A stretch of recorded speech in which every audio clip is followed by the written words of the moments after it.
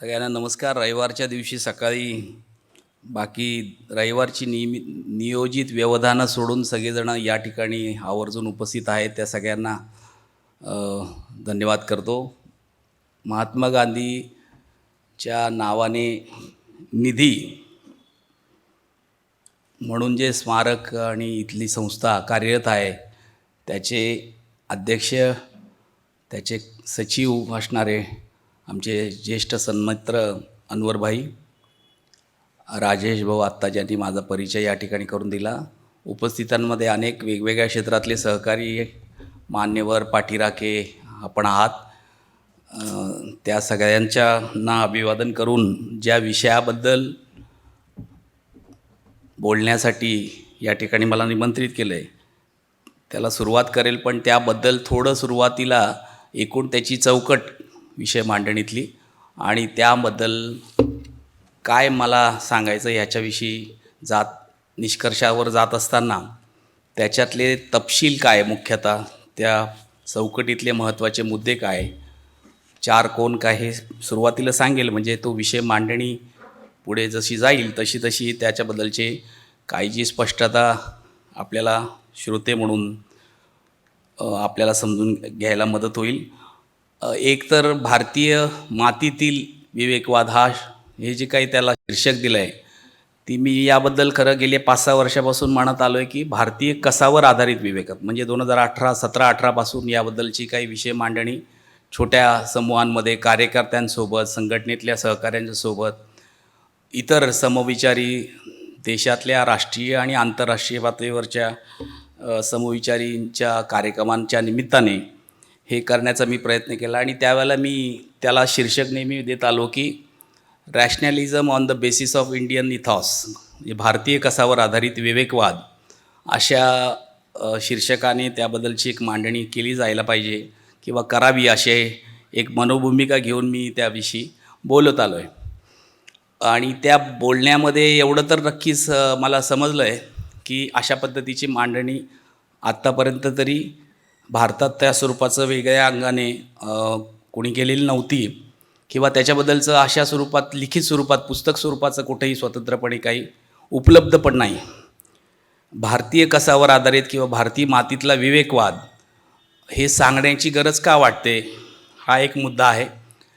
त्यामुळे त्याच्याकडे जात असताना शेवटी त्याच्या आधी विवेकवाद काय आहे, विवेकवादाची उत्पत्ती आणि विवेकवादाच्या वाटचालीबद्दल इतिहासामध्ये आपल्या पूर्वसुरींनी काय काय त्याबद्दलची मांडणी करून ठेवलेली आहे, त्याच्याविषयी काय चर्चा केलेली आहे, उपस्थित केलेल्या आहेत, काय वादविवाद झाले, काय मतभिन्नता आहे, हे पण थोडं समजून घ्यायला पाहिजे असं मला वाटतं. कारण त्याशिवाय आता आपण ज्या विवेकवादाला घेऊन पुढे जाऊ इच्छितो, जायला पाहिजे, त्याच्याबद्दलची स्पष्टता आणि त्याच्याबद्दलचं गांभीर्य आपल्याला कदाचित येणार नाही. म्हणून विवेकवाद काय आहे हे एका बाजूला, दुसरं विवेकवादाच्या संदर्भात बघण्याचा दृष्टिकोन किंवा त्याला अवलंब करण्याचा, त्याला अंगीकृत करून पुढे जाण्याचा दृष्टिकोन काय राहिला तत्त्वज्ञानाच्या अंगाने, याच्याविषयी पण काही सांगणं आवश्यक आहे. त्यानंतर विचारवंतांनी, अभ्यासकांनी, चिंतकांनी, विश्लेषकांनी याच्याबद्दल काय काय त्या वेळेला भूमिका घेतल्या आणि त्याच्याबद्दलचा प्रवास कसा झालेला आहे हे पण थोडं समजून घ्यायला पाहिजे. फार त्याचे नामोल्लेखानेच ते पुढे जावं वेळेच्या मर्यादेमध्ये असं अपेक्षित पाऊण तास, तासभर ही मांडणी आणि त्याच्यानंतरची काही प्रश्नोत्तर संवाद असा आपल्याला अभिप्रेत आहे. त्यामुळे विवेकवादाबद्दल पाश्चात्य तत्त्वज्ञानांमध्ये पाश्चात्य तत्त्वज्ञकांनी, अभ्यासकांनी काय भूमिका घेतल्या आहेत हे एका बाजूला समजून घ्यायला पाहिजे असं मला वाटतं. आणि त्यासोबत भारतीय विचार परंपरेमध्ये, भारतीय तत्त्वज्ञानाच्या विचारधारांमध्ये विवेकवादाचं काय वेगळेपण आहे, वैशिष्ट्य आहे, हे समजून घेत असताना विवेकवादाच्या संबंधातलं किंवा विवेकाच्याबद्दल आपल्याकडे एकूण मानवी इतिहासामधल्या वाटचालीत त्याचं महत्त्व किंवा त्याचं गांभीर्य आपण लोकांनी कसं समजून घेतले भारतीय परंपरेमध्ये हे पण समजून घ्यायला पाहिजे असं मला वाटतं. आणि त्यामध्ये पुढे जाऊन भारतीय विचार परंपरेमधल्या जे विविध प्रवाह आहे आपण संघटित स्वरूपाच्या धर्माचे अधिष्ठान ज्यांना म्हणू शकतो, त्यामध्ये देखील मग ती आपण चारवाक परंपरा, लोकायत परंपरा असेल किंवा बुद्ध, महावीर आणि त्यानंतरच्या ज्या धर्मव्यवस्था उभा राहिल्या त्यांचा याकडे बघण्याचा दृष्टिकोन कसा राहिला हे पण थोडंसं धावतं आपण समजून घेणार आहे. आणि त्यानंतर मग भक्ती परंपरेमध्ये विवेकाच्या संदर्भातले काय उद्गार आहेत, उद्घोष आहेत, भूमिका आहेत, आग्रह आहेत, काय प्रतिपादन केलेले आहेत, हे थोडंसं समजून घ्यायचा प्रयत्न. आणि हे करत असताना मग पाश्चात्य आणि भारतीय विवेकवादाचं वेगळेपण काय आहे, साम्यस्थळं काही आहेत का, आणि भारतीय कसावर आधारित किंवा भारतीय मातीतलं विवेकवादाचं वैशिष्ट्य हे, आणि त्यामध्ये त्याचं आत्ताच्या परिस्थितीतलं वेगळेपण आणि महत्त्व, हे थोडंसं अशा पद्धतीचं मांडणीचा प्रवास माझा असणार आहे. तुम्ही सुरुवातीला मी ते यासाठीच सांगितलं की आपल्याला हे समजून घेत असताना हा जरी थोडासा तत्वसैद्धांतिक विषय असला तरी मला वाटतं की विचारधारा किंवा वैचारिक भूमिका यांच्याबद्दलचा जो टकराव आपल्याकडे आज समाजकारणात आणि राजकारणात जो दिसतो किंवा होत आलेला आहे आणि पुढे देखील होत राहणार आहे, हा तत्त्वज्ञानाच्या पोटात असतो. आणि त्या तत्त्वज्ञान आणि संस्कृती चा संघर्ष आहे. सांस्कृतिक संघर्षाच्या पोटात हे सगळं वैचारिक प्रतिवाद आपण करत आहोत. हे समजून घेण्यासाठी किंवा हे लक्षात यायला आपल्याला तत्त्वज्ञान आणि त्यामधला विवेकवादाचा प्रवास हा समजून घ्यायला पाहिजे असं मला वाटतं. महात्मा गांधी स्मारक निधी सारखे संस्था हे सगळं आयोजित करते आहे दर महिन्याला या स्वरूपाच्या कार्यशाळा दिवसभराची, आणि त्यामध्ये विविध विषयाच्या अनुषंगाने चर्चा घडून आणण्याची, मांडणी आणि चर्चा घडून आणण्याचा प्रयत्न होतो. याचं एक निश्चितपणे स्वागत आहे, कौतुक आहे. कारण अशा स्वरूपाचे प्रयत्न आजकाल फार दुर्मिळ झाले आहेत महाराष्ट्रात आणि महाराष्ट्राच्या बाहेर इतर राज्यांमध्ये देखील. पूर्वीची जी अभ्यासगट आणि वाचन, चिंतन, चर्चा, वादसंवाद, प्रतिवाद हे जे काही होत होतं, समूहांमध्ये होत होतं, काही प्रमाणात जाहीरपणे होत होतं, हे जवळपास थांबलं आहे काय अशी स्थिती निर्माण झाली. आणि त्या परिस्थितीत आज महात्मा गांधी स्मारक निधीच्या पुढाकाराने हे जे होतं आहे त्याबद्दल मी डॉक्टर कुमार सप्तर्षी, अनवरभाई आणि त्यांच्या सगळ्या सहकारी पदाधिकाऱ्यांचं अभिनंदन करतो. विवेकवादाला विरोध का समर्थन असं बऱ्याचदा आजच्या व्यवहारात विचार केला जातो. विवेकवादाला समर्थन म्हणजे नास्तिकता, देव नाकारणं, धर्मव्यवस्था नाकारणं, सगळ्या स्वरूपाच्या उपासना पद्धती, कर्मकांड हे नाकारणं, आणि विवेकवादाला समर्थन म्हणजे हे सगळं स्वीकारणं, हे अंगीकारल्याशिवाय विवेकवाद आपण मान्य केला आहे किंवा अंगीकारला आहे असं म्हणता येत नाही. अशा पद्धतीचं एक ढोबळ त्याची फोड केली जाते. पण विवेकवाद हा एक आपल्या ज्ञानपरंपरेतला, ज्ञानमीमांसेतला, तत्त्वज्ञानाच्या शब्दामध्ये ज्ञानमीमांसेतला एक महत्त्वाचा विचार प्रवाह राहिला आहे, आणि त्याचं एक वेगळं स्थान आहे, त्याचं एक वेगळं महत्त्व आहे. हे आपल्याला नीट समजून घेण्याची गरज आहे. संपूर्णपणे ज्ञानप्राप्तीचा विवेक आणि बुद्धीच्या आधारावर मार्ग म्हणून विवेकवादाकडे बघितलं गेलं आहे. केवळ अनुभवजन्य ज्ञानावर अवलंबून न राहता ज्ञानप्राप्तीसाठी विचार आणि तर्काच्या आधारावर आपल्या सभोवतालच्या आपल्या आयुष्यातल्या सगळ्या गोष्टींकडे बघणं आणि ते नंतर तपासून स्वीकारणं, याला साधारणपणे ढोबळपणाने वैज्ञानिक दृष्टिकोनाच्या अर्थाने म्हणजे त्याला मागचा कार्यकारण भाव समजून घेणं ह्या अर्थाने म्हटलं झालं. पण मानवी ज्ञानाचा उगम हा अनुभवजन्य ज्ञानातनं झाला आहे, इंद्रिय अनुभवातनं झालेला आहे.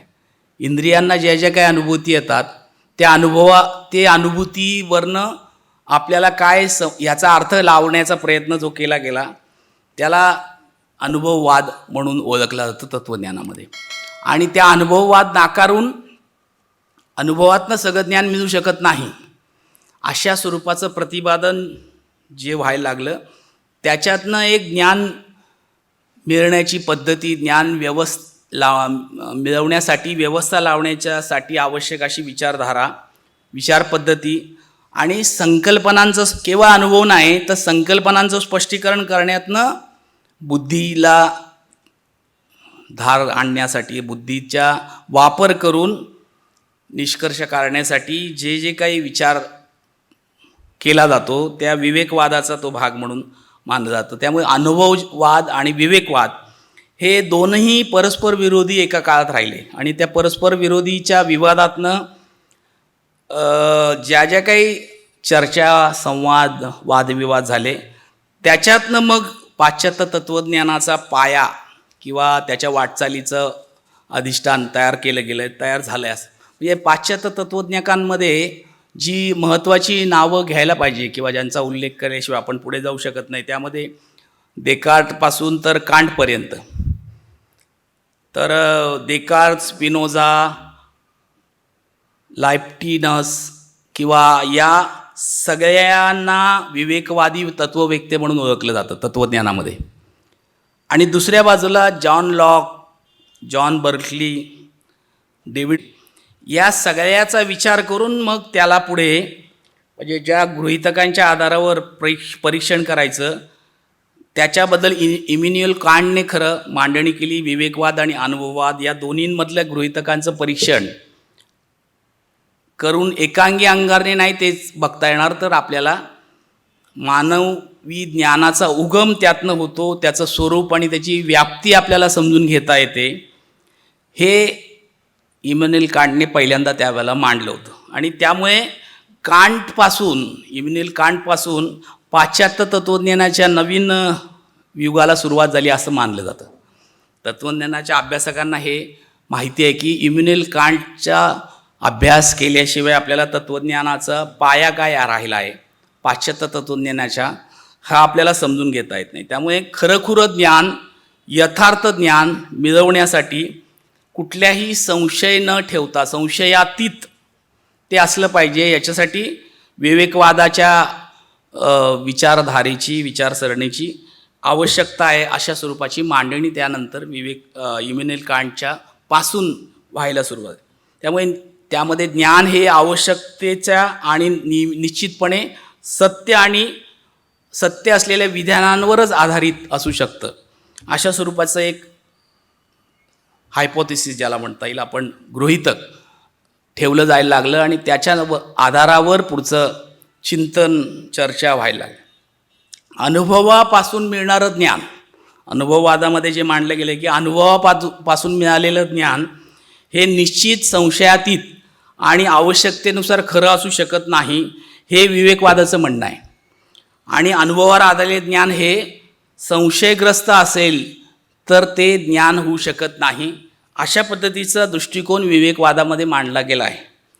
संशयातीत असलेलं ज्ञान इंद्रिय अनुभवावर आधारावून घेता येत नाही. म्हणजे इंद्रियांना आलेले पंचेंद्रियांना मानवी पंचेंद्रियांना आलेल्या अनुभवांच्या आधारावर जी ज्ञानाची निर्मिती मानली जात होती अनुभववादामध्ये त्याला विरोध करण्याचं त्याची चिकित्सा करण्याची भूमिका विवेकवादाच्या चर्चेच्या निमित्ताने झालेली बघायला मिळते. अशा स्वरूपाचं पंचेंद्रिय आपल्याला फसवतात हे आपणही यात समजून घेऊ शकतो की आवळा खाल्ला आणि नंतर पाणी प्यायलं तर गोड लागतं किंवा आपण मृगजळ म्हणतो रस्त्यावर उन्हाळ्यामध्ये रस्त्यावर मृगजळ दिसतं. हे सगळे आपले इंद्रियजन्य भ्रम भास याची प्रतीकं आहेत आणि त्यातनं पण अनेक चुका आपल्या त्या आधारावर जर आपण काही निष्कर्ष काढायला गेलो तर त्याच्या आधारावर आपल्या निर्णयांमधल्या चुका होऊ शकतात. म्हणून अनुभवजन्य ज्ञान पुरेसं नाही तर अनुभवजन्य ज्ञानाच्या सोबत तर्क अनुमान प्रयोग प्रचिती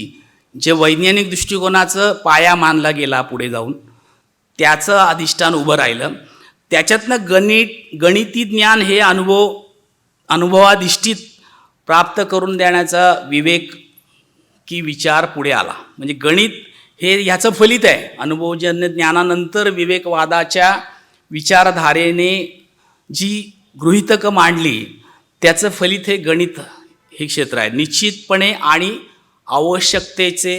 आवश्यकतेने सत्य असलेल्या गणिती ज्ञानाला विवेकवादामुळे एक आदर्श मॉडेल म्हणून मान्यता पुढच्या काळात हळूहळू मिळायला लागली.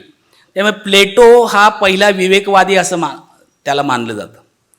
प्लेटोच्याबद्दल आपल्याला ज्या गोष्टी माहिती आहेत किंवा प्लेटो आणि ॲरिस्टॉटल हे दोघांनाही खरं विवेकवादी मानलं गेलं आहे. पण ॲरिस्टॉटलच्या मध्ययुगीन युरोपीय तत्त्वज्ञानाबद्दल विवेकवादाचं त्याच्या भूमिकेचा एक प्रभाव ॲरिस्टॉटलचा राहिला आहे. आणि तो अजूनही ख्रिश्चॅनिटीच्या अंगाने जे काही शिक्षण व्यवस्था चालते, शिक्षणातला अभ्यासक्रम राबवला जातो, त्याच्यामध्ये अजूनही ॲरिस्टॉटलच्या त्यावेळेच्या तत्त्वज्ञानाच्या पाश्चात्य तत्त्वज्ञानाचा प्रभाव आपल्याला बघायला मिळतो युरोपामध्ये. त्यामुळे पाश्चात्य तत्त्वज्ञानाची जी पायाभरणी, विवेकवादाची पायाभरणी पाश्चात्य तत्त्वज्ञानामध्ये झाली, त्याच्यामागे ही पूर्वपीठिका आहे असं आपल्याला म्हणता येईल. त्यामुळे बरेच तपशील त्याच्यामध्ये सांगता येईल, पण मी त्या तांत्रिकतेमध्ये, त्या तांत्रिकतेच्या व्याख्यांमध्ये न जाता, पण हे आपल्याला धावता लक्षात यावं, आढावा घेतल्यानंतर लक्षात यावं म्हणून मी सांग. विवेक हे विधानांच्या सत्याचं साक्षात दर्शन देण्याची शक्ती आहे असं त्याच्यातनं मानलं जायला लागलं. विवेकी विचार हा अनुभवांच्या आधारावर फक्त नाही, तर अनुभवांच्या सोबत त्याच्याबद्दलचा तर्क, चिकित्सा याचा अधिष्ठानावर उभी राहिलेली एक विचारशक्ती आहे. अशा स्वरूपाची भूमिका पुढच्या काळात मानली जायला लागली तत्त्वज्ञानामध्ये. ज्ञान, मत आणि विश्वास यांच्यात मतभेद आहे असं प्लेटो म्हणतो. ज्ञान, मत आणि विश्वास याच्यामध्ये मतभेद आहे असं प्लेटोंनी पहिल्यांदा मांडलं. त्यामुळे ज्ञान जे असतं तेच मत असेल असं नाही, आणि त्याबद्दलचाच विश्वास असेल असं नाही. त्यामुळे परस्पर संबंध जेव्हा सांगण्याची गरज निर्माण झाली, त्यावेळेला प्लेटोने हे सांगितलं की ज्ञान, मत किंवा विश्वास यांच्यामध्ये मतभेद मानला गेला असू शकतो. आपल्याला त्याच्यासाठी पण तपासलं पाहिजे. त्यामुळे विवेकाधिष्ठित ज्ञान हे निश्चितपणे खरं सत्य आहे आणि स्थिर आणि शाश्वत असतं असं देखील त्यावेळेला प्लेटो आणि यांच्या अरिस्टॉटलकडनं मानलं गेलं. आणि अनुभवावर असलेलं मत अस्थिर असतं आणि खरं मानलं गेलं तर मत खोटं ठरू शकतं, हे त्या काळात मानलं गेलं. त्यामुळे मी तुम्हाला फरक सांगू इच्छितो आहे किंवा पोचवूचा प्रयत्न करतो की अनुभवजन्य ज्ञान हे पुरेसं नाही. हे इतिहासाच्या वाटचाली मागच्या काळात मानवी प्रज्ञेतनं समजायला मदत झाली. आणि स्पिनोझा हा असं सांगतो की विधानं आणि त्यापासून आवश्यकतेनुसार निष्पन्न होणाऱ्या विधानांचा विवेक की ज्ञान म्हणजे रॅशनल नॉलेज असतं, आणि इंद्रिय संवेदनांवर आधारलेल्या ज्ञानाला तो कल्पनांचा समूह मानतो. इंद्रियांच्या आधारावर मिळणारं जे ज्ञान आहे हे कल्पनांचा समूह आहे. इंद्रिय संवेदनांच्या आधारावर जे ज्ञान उपलब्ध होतं हा कल्पनांचा समूह आहे. त्याला सत्य मानणं हे फसवं ठरू शकतं. त्यामुळे ते तपासलं पाहिजे. अशा स्वरूपाची भूमिका स्पिनोझाने पण मांडलेली आहे. त्यामुळे विवेकवादी भूमिका अशी आहे की विज्ञानातील विधाने इंद्रियगोचर वस्तूंविषयी असली तरी त्यांची सत्यता निरीक्षणाने पडताळून मान्य करण्यात आलेली असते. वैज्ञानिक दृष्टिकोनाच्या दिशेने जो प्रवास झाला त्यामध्ये हे स्टेटमेंट, हे वाक्य, हे प्रतिपादन फार महत्त्वाचं आहे. विवेकवादी ज्ञानमीमांसेप्रमाणे स्वयंभू अत्युच्च अस्तित्वाचं ज्ञान करून देणारं सत्ताशास्त्र आणि परावलंबी इंद्रियगोचर अस्तित्वाचं ज्ञान करून देणारं विज्ञान हे सलग असतात. थोडं हे शब्द जे आपण तत्त्वज्ञानाच्या परिभाषेमधले म्हणतोय की ज्यामध्ये सत्ता ज्ञान आणि विज्ञान या दोन वेगळ्या शाखा आहेत असं मानलं गेलं आहे. म्हणजे आज आपल्याला असं दिसतंय की विज्ञान हे सत्तेसाठी उपयोगाचं नाही. आपण जर प्रचलित आत्ताचं समाजकारण, राजकारण जगभरातल्या, देशातल्या, आपल्या देशातलं पण आणि आपल्या सभोवतालचं बघितलं तर असं साधारण मानलं जातं की विज्ञान, वैज्ञानिक दृष्टिकोन, विवेकवादाच्या आधारावर जे निष्कर्ष निघतात हे सत्ताकारणासाठी हितकारक ठरत नाहीत, उलट विरोधी ठरतात, विरोधाभासी राहतात. त्यामुळे हे आपल्याला सोयीचं नाही. विवेकाच्या सत्ताकारणासाठी विवेक कारण, सत्ताकारणाच्या राजकारणासाठी विवेकाचं अधिष्ठान हे आज त्याज्य मानलं गेलं आहे आजच्या व्यवहारामध्ये. प्रत्यक्षामध्ये तत्त्वज्ञानाच्या परिभाषेमध्ये आणि चिंतनाच्या मध्ये या सगळ्या लोकांनी असं मांडलं आहे की हे दोन वेगळ्या शाखा आहेत, हे बरोबर आहे. पण त्या स्वतंत्र ज्ञानशाखा म्हणून नाही, तर त्या परस्पर पूरक अशा शाखा आहेत. हे आपल्याकडे आज तत्त्वज्ञांनी, अभ्यासकांनी, चिंतकांनी पण समजून घ्यायची गरज आहे. कारण आपण नेहमी ते परस्परांच्या विरोधी अशा अभिनिवेशामध्येच त्याच्याकडे बघत आलो आहे. हे आपलं चुकतं आहे का, याचा एक नीट पुनर्विचार, पुनरअभ्यास करण्याची गरज आहे. खरं आदर्शवाद असा म्हटला पाहिजे की सत्ताकारणाच्या राजकारणासाठी विवेक कारणाचं अधिष्ठान आपण मानलं पाहिजे. उलटं झालं या व्यवहारामध्ये. सत्ताकारणाच्या राजकारणासाठी आज धर्मकारण, अर्थकारण आणि इतर सगळ्या मानवी भावभावनांना उद्दीपित करण्याचं, प्रोत्साहित करण्याचं, प्रोव्होक करण्याचं ज्याला म्हणतो आपण, असा प्रयत्न केला जातो आणि त्याचा वापर संघटित समूहांना त्यासाठी प्रभावित करण्यातनं सत्ताकारण मिळवण्यासाठी केला जातो. हे आपण बघतोय. म्हणजे आता अनवरबाईंनी सुरुवातीला बोलताना ते अयोध्याच्या मंदिराचा उल्लेख केला आणि हे सगळं जे काही गेली 30-35 वर्षात घडलं भारतात, हे सत्ताकारणासाठी भावना, उपासना, जी काही आपल्याकडे पारलौकिक कल्याणाच्या संकल्पना, धर्माचं जे काही अधिष्ठान आहे, वेगवेगळे पूजाविधी, कर्मकांड, सण, उत्सव, ज्याला सो कॉल्ड संस्कृती म्हणून आपल्याकडे ओळखलं जातं, त्याला प्रोत्साहित करण्याचं आणि त्याला संघटित समूहांमध्ये प्रवर्तित करण्याचं, प्रस्थापित करण्याचं, प्रवर्धित करण्याचं, त्याच्या मागे त्याच्यासाठी लोकांना उद्दीपित करण्याचं काम सुरू झालं. त्या एक नीती म्हणून, एक रणनीती म्हणून, राजकारणानं सत्ताकारण मिळवण्याची रणनीती म्हणून त्याचं मांडणी आणि त्याच्यासाठीचं एक रणनीती आखली गेली आणि त्याच्यातनं सत्ताकारण मिळवलं गेलं. हे आपल्याला बघायला पाहिजे. म्हणून हे जे काही या ठिकाणचं प्रतिपादन आहे तत्त्वज्ञानाच्या अंगाने की विवेक कारणामध्ये सत्ताशास्त्र आणि विज्ञान हे दोन विभिन्न आणि स्वतंत्र शाखा नाहीत, तर ज्ञानाच्या त्या पूर्व आणि उत्तर अशा पायऱ्या आहेत असं मानलं गेलं आहे. हे आपण समजून घ्यायला पाहिजे की सत्ताकारणाच्या राजकारणासाठी विवेक कारण पण हे अधिष्ठान होऊ शकतं आणि ते विवेक कारण अधिष्ठान व्हावं ह्याच्यासाठीच प्रश्न विचारणं, तपासणं, चिकित्सा करणं आणि वैज्ञानिक दृष्टिकोन, विवेकवाद ह्या अंगीकारणं हे व्यक्तींनी, कुटुंबांनी, समूहांनी, समाजाने अंगीकारणं आवश्यक आहे. म्हणजे आम्ही हे म्हणत आलो आहे की त्यासाठीच आपण विवेकी जगणं, विवेकी वागणं हे आवश्यक आहे. आणि तो विवेक हा केवळ पारलौकिक कल्याण आणि उपासना पद्धती आणि श्रद्धा, अंधश्रद्धा आणि देवधर्म याच्या अंगाने नाही, तर दैनंदिन जीवनातल्या सर्वच आपल्या व्यवहारांमध्ये विवेकी विचाराचं अधिष्ठान असलं तर व्यक्ती, समूह, कुटुंब, समाज या सगळ्यांचं उद्धार व्हायला मदत होणार आहे. आणि तेच आपण मुळात विसरलो आहे. म्हणून या विषयाची चर्चा आणि याबद्दलचा संवाद पुढच्या काळात मोठ्या पातळीवर घडून आणण्याची गरज.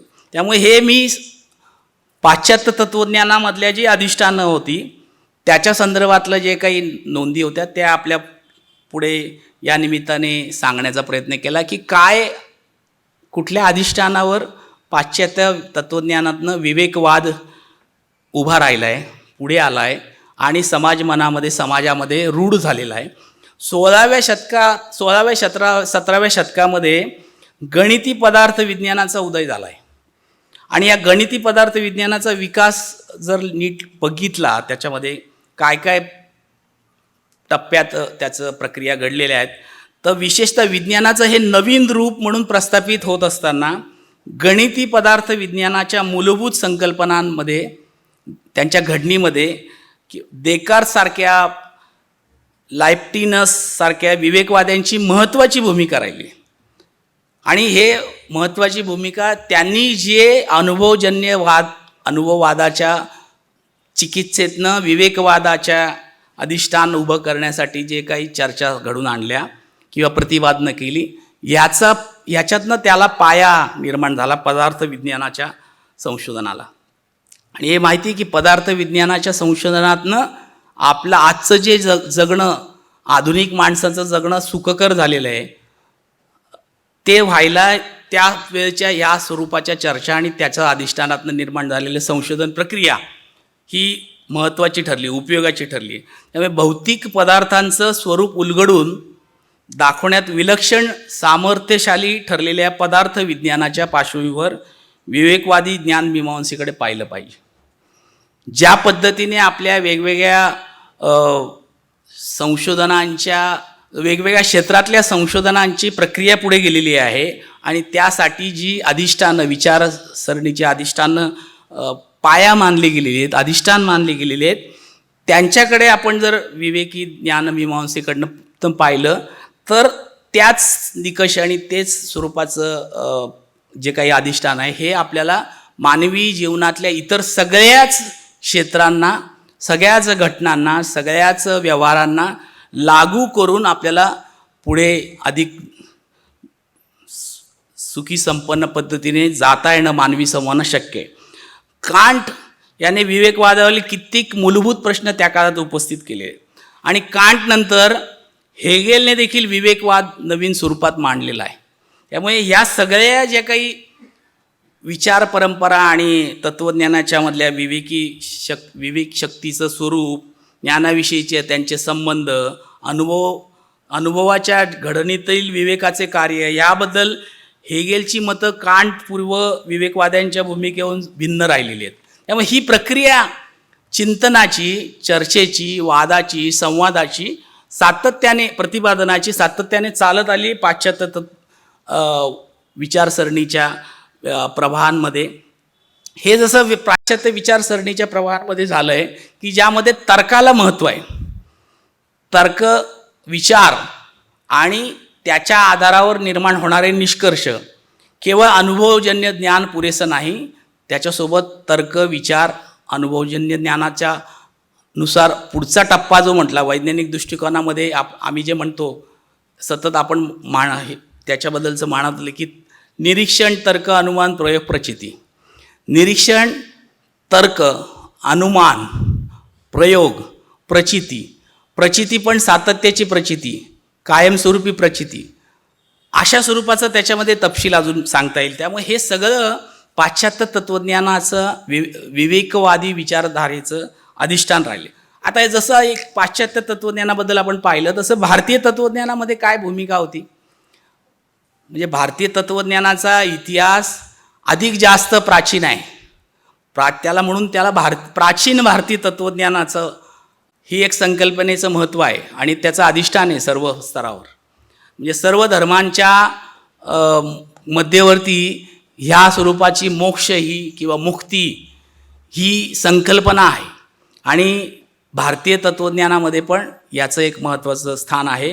त्यामुळे ज्ञानाचं साधन म्हणून आणि मोक्षाचं साधन म्हणून विवेकी विचाराकडे बघितलं गेले. प्राचीन भारतीय विचारवंतांनी त्याचा उपयोग करून जगाचं आणि जीवनाचं सत्य जाणून घेण्याचा प्रयत्न केला आहे. जगाचं विश्व काय आहे, सृष्टी काय आहे, निर्मिती कशी झाली, त्याची वाटचाल कशी होते, त्याचा प्रवास कसा होतो, हे सगळं समजून घेण्याचा आणि मानवी जीवनाच्या परिसरात, पर्यावरणात ज्या ज्या गोष्टी आहेत त्याचं सत्य काय आहे त्यामागचं हे समजून घेण्यासाठी विवेकी विचाराचा उपयोग करण्याचा प्रयत्न त्यांनी केला आहे. आणि प्राचीन भारतीय विवेकवादाच्या मांडणीमध्ये काही दर्शनं पण सांगितली गेली. त्यामध्ये न्यायदर्शन आहे की न्यायदर्शनामध्ये काय म्हटलं आहे की प्रमाण आणि प्रमेय. प्रमाण म्हणजे ज्ञानप्राप्तीचं साधन आणि प्रमेय म्हणजे ज्याच्याबद्दल ज्ञान मिळवायचे ते. म्हणजे प्रमाण आणि प्रमेय हे अधिष्ठान आहे न्यायदर्शनामध्ये. वेदांत दर्शनामध्ये विवेक म्हणजे आत्मसाक्षात्कार, स्वतःला ओळखणं असं मानलं आहे. बौद्ध दर्शनामध्ये प्रज्ञा, ज्ञान आणि शील, नैतिक आचरण याला अधिष्ठान मानले. कशासाठी? विवेकाने दुःख आणि अज्ञानावर मात करता येते हे समजून घेण्यासाठी. योग दर्शनामध्ये विवेक म्हणजे चित्त मन शुद्ध करणे असं मानलंय आणि अविद्या अज्ञान दूर करण्यासाठी विवेकाचा उपयोग करता येतो असं मानलं गेलं. आणि आपल्याकडे जे पुराण आणि ऐतिहासिक जे काही दस्तऐवज आहेत त्याच्यामध्ये देखील अनेक शूर आणि ज्ञानी व्यक्तींच्या कथानकांमध्ये ज्याला आपण मायथॉलॉजी म्हणतो आपण, त्याच्यामध्ये देखील विवेकाचा उपयोग करून अडचणींवर मात करण्याचे आणि योग्य निर्णय घेण्याचं महत्त्व सांगितलं गेलं आहे. त्यामुळे विवेकाचं अधिष्ठान हे प्राचीन भारतीय तत्त्वज्ञानामध्ये आहेच हे आपल्याला समजून घ्यायला पाहिजे. त्यामुळे आज जे काही विवेकी विचार करणं वगैरे काहीतरी नवीन काहीतरी खोल आहे वगैरे असं जे सांगतात त्यांना हे आपल्याला समजून सांगायची गरज आहे की प्राचीन भारतीय तत्त्वज्ञानाचा विवेक हे महत्त्वपूर्ण असा भाग राहिलेला आहे. विवेकवादाचं महत्त्व त्या निमित्ताने प्राचीन भारतीय तत्त्वज्ञानामध्ये काय मानलं जातं की ज्ञानप्राप्तीसाठी विवेकामुळे सत्य आणि असत्य, योग्य आणि अयोग्य यातला फरक ओळखता येतो. म्हणजे ज्ञानप्राप्तीसाठी विवेकाचं आवश्यकता आहे. नैतिक आचरणासाठी पण विवेकाची गरज आहे. विवेकामुळे नैतिक आणि सामाजिकदृष्ट्या योग्य निर्णय घेण्याला मदत होते. आत्मविकासासाठी पण विवेकाची गरज आहे. विवेकामुळे स्वतःला ओळखता येतं आणि स्वतःच्या क्षमतांचा विकास करायला मदत होते आणि विवेकामुळे मोक्ष मिळायला देखील मदत होते असं पण मानलं गेलं. वेदांत दर्शनानुसार विवेकाचा योग्य वापर करून मोक्ष म्हणजे जन्म आणि मृत्यूच्या चक्रातून स्वतःची सुटका करून घ्यायला मदत होऊ शकते असं देखील मानलं गेलं आहे. त्यामुळे विवेकाचं अधिष्ठान प्राचीन भारतीय तत्त्वज्ञानामध्ये फार अनुस्यूत आहे, गृहीत आहेत. स्वामी विवेकानंदांचं उदाहरण आहे आपल्याकडे की ज्यांनी आध्यात्मिक धार्मिक उपासना आणि गुरुपरंपरा या व्यवस्थेमध्ये असताना देखील शिक्षण आणि समाजसेवा करत असताना विवेकाचा प्रसार केलेला आहे. त्यांनी कुठल्याही त्या गतानुगतिक किंवा शोषणाला कारणीभूत ठरणाऱ्या अशा गोष्टींचं समर्थन केलेलं नाही. उलट त्याची चिकित्सा करायला पाहिजे, त्याच्यावर कोरडे ओढण्याचं काम त्यांनी केलेलं आहे.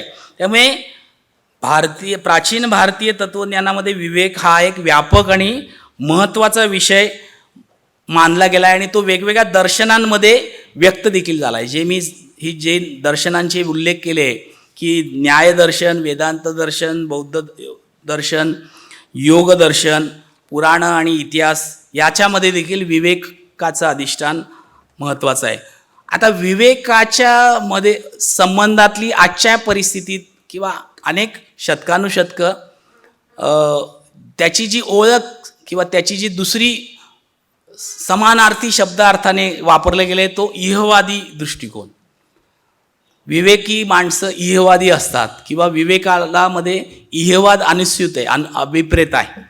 तर इहवाद हा काय आहे, इहवाद म्हणजे काय हे पण आपल्याला थोडंसं जरा बघायला पाहिजे की इहवाद म्हणजे जगाचा आणि जगातल्या गोष्टींचा विचार करणं, आपल्या सभोवताली काय ह्याबद्दलच विचार करणं. त्यामध्ये धर्माचा विचार गौण मानला गेलेला आहे. आपल्या सोबत काय आहे, आपल्या सभोवताली काय आहे हे समजून घेणं म्हणजे इहवादी असणं, म्हणजे भौतिकवादी असणं एका अर्थाने. दुसरा त्याचा आजच्या आधुनिक परिभाषेमधला अर्थ सांगतात की इहवादी असणं म्हणजे भौतिकवादी असणं आणि अजून आपल्या बोलीभाषेतला शब्द म्हणजे प्रॅक्टिकल असणं असं मानलं जातं. तर इहवाद ज्याला सेक्युलरिझम पण म्हटलं गेलं आहे. सेक्युलरिझमचा मूळ शब्द जो आहे त्याचा आपल्याकडे मराठी किंवा भारतीय भाषांमधला जो अर्थ लावला गेला आहे तो योग्य नाही, प्रॉपर नाही, नेमका नाही अशी चर्चा बऱ्याचदा घडली आहे. त्याच्यावर अजूनही चर्चा होऊ शकेल.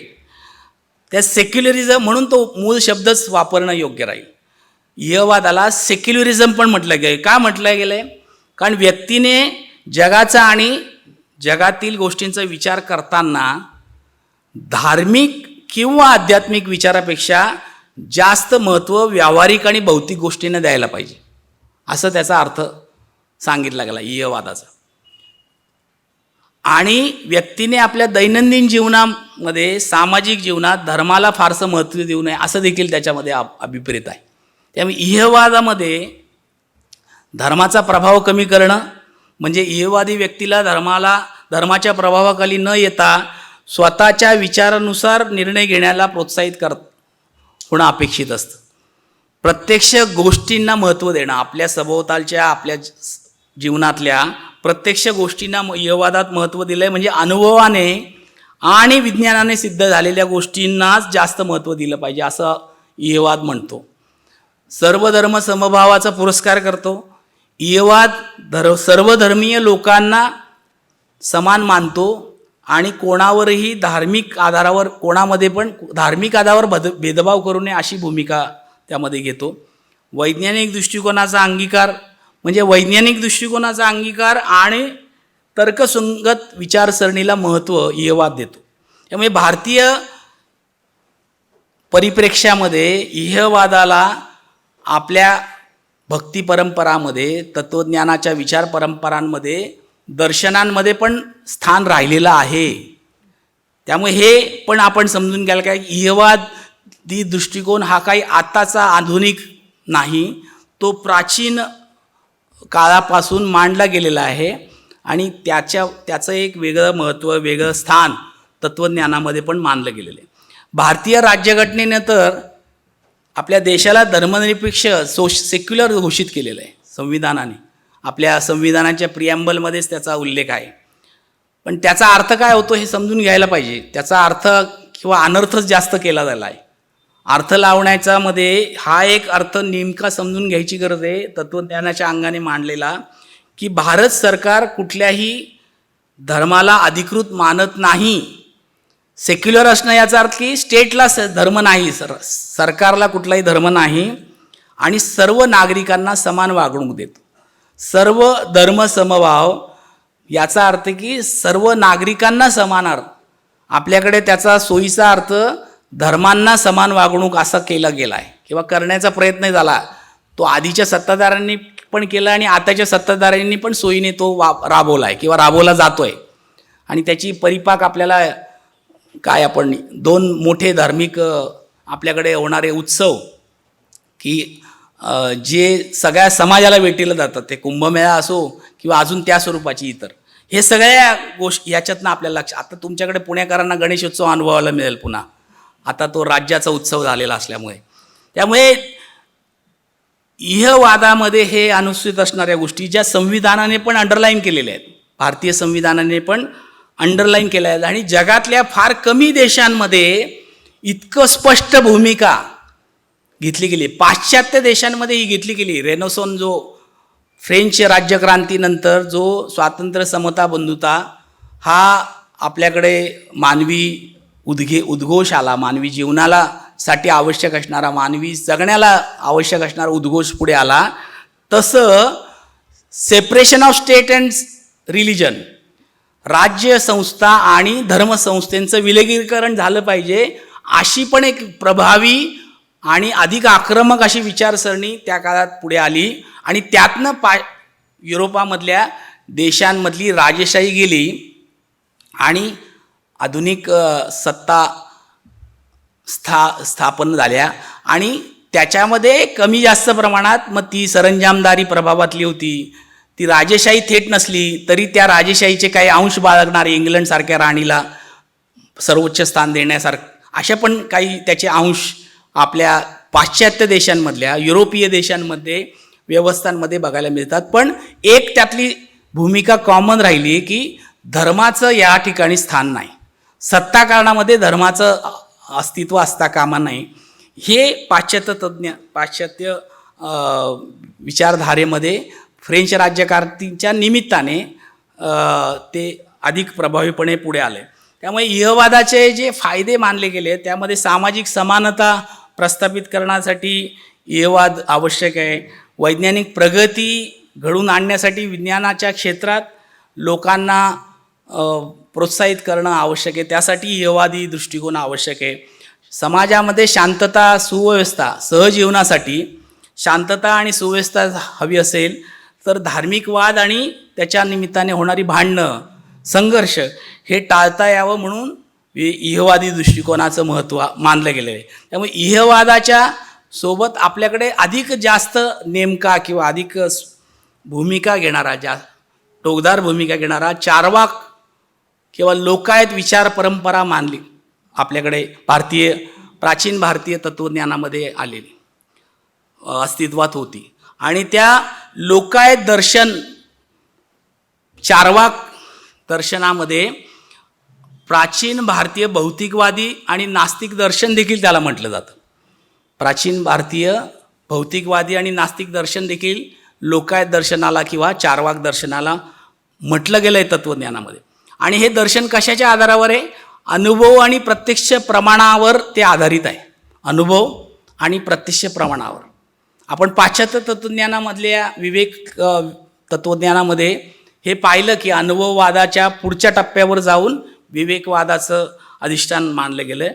भारतीय तत्त्वज्ञानामध्ये देखील चार्वाक दर्शन, जो लोकायत दर्शन जे मांडलं गेलं आहे त्याच्यामध्ये प्रत्यक्ष अनुभव आणि प्रत्यक्ष प्रमाण, नुसतं अनुभव नाही, प्रमाण हे आधीपासून चार्वाक परंपरेमध्ये त्याचं अधिष्ठान होतं. म्हणजे हे म्हणून मी म्हटलं की पाश्चात्य विवेक विचार परंपरेच्या फार पूर्वीपासून भारतीय विचार परंपरेमध्ये विवेकवाद आणि त्याची पायाभरणी त्या काळात झाली. आणि लोकायत दर्शन किंवा चार्वाक दर्शनामध्ये स्वर्ग, नरक, आत्मा, देव, पुनर्जन्म या संकल्पना किंवा अलौकिक कल्पनांना नाकारलं गेलेलं आहे. चार्वाकांनी वेदाचं प्रामाण्य नाकारलं आणि जगाला भौतिक मानलं. वेद प्रामाण्य नाकारणं ही खरी ओळख किंवा एक मुख्य ओळख ही चार्वाक दर्शनाची मानली गेली. वेद परंपरा, वेद प्रामाण्य, त्याच्यामधली काही गृहीतकं, त्याच्यामधली काही पद्धती, उपासना पद्धती, त्याच्या आधारावरचं मानवी जीवनाचं नियमन, या सगळ्याला त्यावेळेला चार्वाकांनी नाकारलेलं आहे. चार्वाक विचार परंपरेने नाकारलेलं आहे. चार्वाक दर्शनाचं महत्त्वाचं ओळख काय राहिली आहे तर भौतिक जग हे सत्य आहे. भौतिक जग हे सत्य आहे. केवळ पंचमहाभूत पृथ्वी, आप, तेज, वायू, आकाश यांचं अस्तित्व आहे. आणि आत्मा किंवा मन हे देहापासून वेगळं नाही. म्हणजे पुनर्जन्म, पूर्वजन्म, आत्मा वगैरे वगैरे, भूत, प्रेत, पिशाच ह्या सगळ्या गोष्टी त्यावेळेला चार्वाक विचार परंपरेने नाकारलेल्या आहेत. अनुभववादाचं पण त्यामध्ये समर्थन आहे की प्रत्यक्ष अनुभव आणि निरीक्षण हे ज्ञानाचं मुख्य साधन आहे. फक्त अनुभव पण नाही तर निरीक्षण, म्हणजे वैज्ञानिक दृष्टिकोनामधला जो निरीक्षण पहिला निकष आहे, निरीक्षण, तर्क, अनुमान, प्रयोग, प्रचितीमधला, त्याचं पायाभरणी त्यावेळेला चार्वाक दर्शनाच्या निमित्ताने झालेली आहे, हे आपण समजून घ्या. आणि त्या चार्वाक दर्शनामध्ये इहवादाचं पण स्थान आहे की जगा, येथे जगा आणि जगू द्या, जगा आणि जगू द्या आणि जगवा, अशा स्वरूपाचं सूत्र चार्वाक दर्शनामध्ये आहे. आणि बुद्धी प्रामाण्यवादाचा पुरस्कार चार्वाक दर्शनाने केला आहे. बुद्धी आणि तर्क यांना महत्त्व दिलं आहे. पण चार्वाक दर्शनाला कसं बदनाम केलं गेलं आहे की कर्ज काढून तूप प्या असं हे समर्थन करतात सण उत्सव साजरा करण्याचं. प्रत्यक्षामध्ये याचं काही अधिष्ठान नाही, पण हे ज्याला अनुचित घुसोडलं गेलं नंतर अशा स्वरूपाचं प्रतिमाभंजनाचा भाग म्हणून. आणि प्रत्यक्षात चार्वाक विचार परंपरा ही भौतिक अस्तित्वावर, जगात जे काही अस्तित्वात आहे त्याचा विचार करा, त्याचं निरीक्षण करा, त्याचा अनुभव घ्या, त्याच्यातनं त्याच्याबद्दलचं निष्कर्ष काढून त्याच्याबद्दलचं मत ठरवा, याचा पुरस्कार करणार आहे. त्यामुळे चार्वाक दर्शनाचं भारतीय दर्शनांमध्ये एक महत्त्वाचं स्थान आहे. तेव्हाही होतं, आजही मानलं जातं अभ्यासांमध्ये. रूढीवादी विचार आणि कर्मकांडापासून दूर राहण्याचा संदेश चार्वाक दर्शन देतं. भौतिक सुखावर लक्ष केंद्रित करा याची प्रेरणा चार्वाक दर्शन. म्हणजे आत्ताचं जगणं हे पूर्वजन्माचं पाप आहे. आताचं दुःख, दैन्य, त्रास जे काही आहे, कष्ट, हे पूर्वजन्माचं पाप आहे हे मानायचं नाही, तर आताचं जगणं जगायचं. पुनर्जन्म तर नाहीच आहे. त्यामुळे आताचं जगणं जास्त सुखकारक आणि आनंदी करणं, याला महत्त्व चार्वाक दर्शनाने दिलं आहे.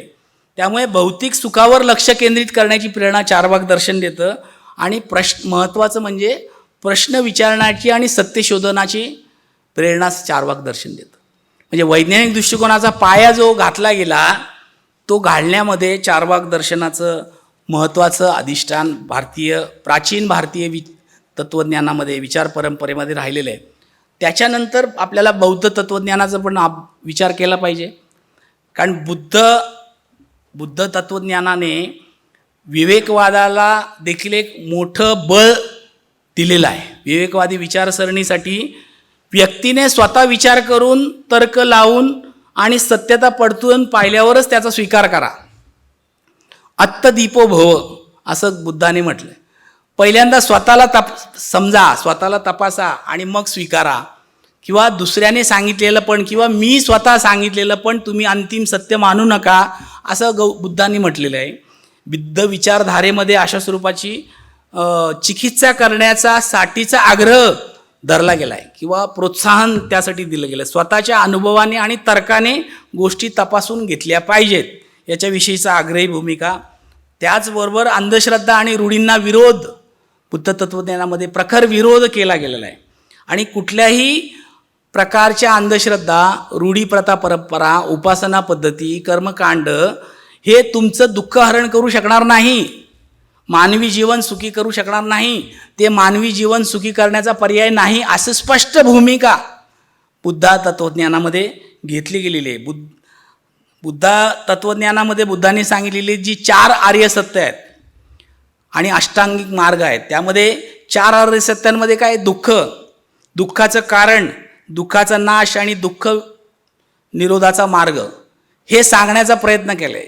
दुःख काय आहे आपल्या मानवी जीवनातलं, दुःखाचं कारण काय आहे, दुःखाचा नाश कसा होऊ शकेल आणि दुःख निरोगाचा मार्ग काय, दुःख होऊच नाही याच्यासाठी काय करायला पाहिजे हे सांगण्याचा प्रयत्न बुद्धांनी जगामध्ये पहिल्यांदा केलेला आहे. त्यामुळे बुद्ध तत्त्वज्ञानाचं महत्त्व आहे आणि त्या बुद्ध तत्त्वज्ञानाचं महत्त्व आहे म्हणूनच आपल्याला पुढच्या काळात सगळ्याच संघटित धर्मव्यवस्थांवर त्याचा सकारात्मक नकारात्मक असा प्रभाव पडलेला दिसतो. आणि तो केवळ भारतीय परंपरेत नाही तर जगभरातल्या सर्व धर्मविषयक संघटित कार्यावर बुद्ध तत्त्वज्ञानाचा सकारात्मक किंवा नकारात्मक रिॲक्शनरी का होईना असा एक प्रभाव पडलेला आपल्याला बघायला मिळतोय. त्यामुळे बुद्ध तत्त्वज्ञानातल्या या 4 आर्य सत्य जसं आहे तसं अष्टांग मार्गाबद्दल पण त्यांनी सांगितलं आहे. काय अष्टांगिक मार्ग सांगितले हे सगळ्यातनं बाहेर पडण्यासाठी?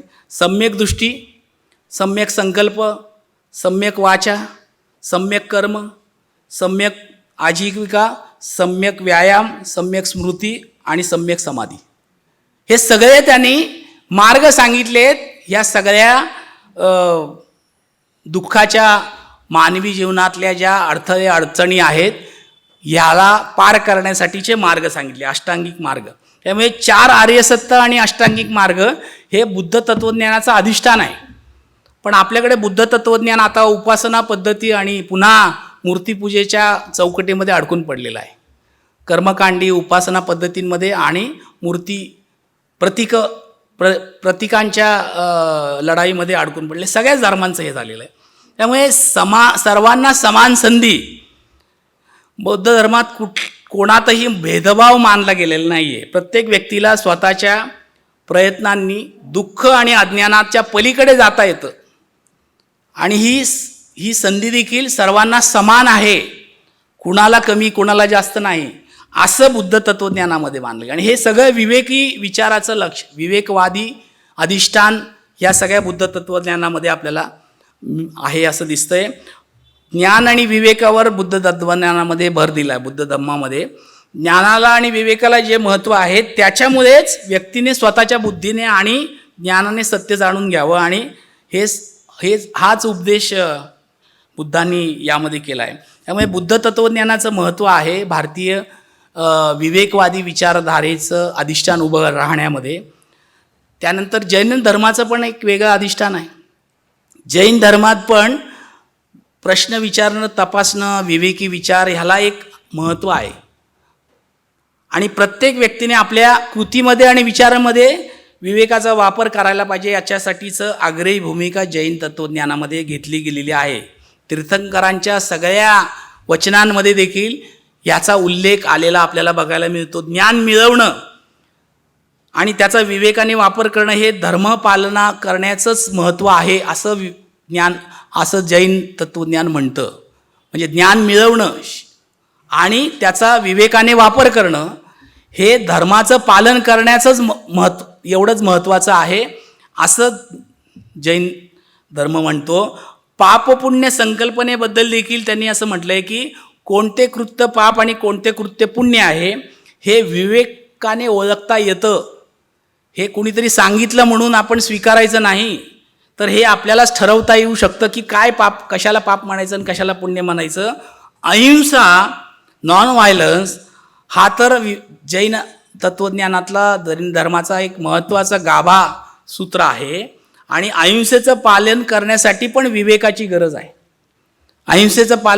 अहिंसेचा अतिरेक आपल्याला बघायला मिळतो. आता 2-4 घटना आपल्याकडे घडलेल्या आहेत की अहिंसेच्या नावाने काय हत्तीणीला आणण्याचा भाग असेल, कबुतरांचा विषय तर सध्या जरा हॉट TRP वाला विषय सध्या आहे. तर हे सगळं काय आहे, म्हणजे अहिंसेच्या नावाने तुम्ही काय धर्माच्या अधिष्ठानाचा वापर करून रुजू इच्छिता हे पण आपल्याला विवेकाने ठरवता आलं पाहिजे. हे जैन धर्म, जैन विचारधारा असं मानते.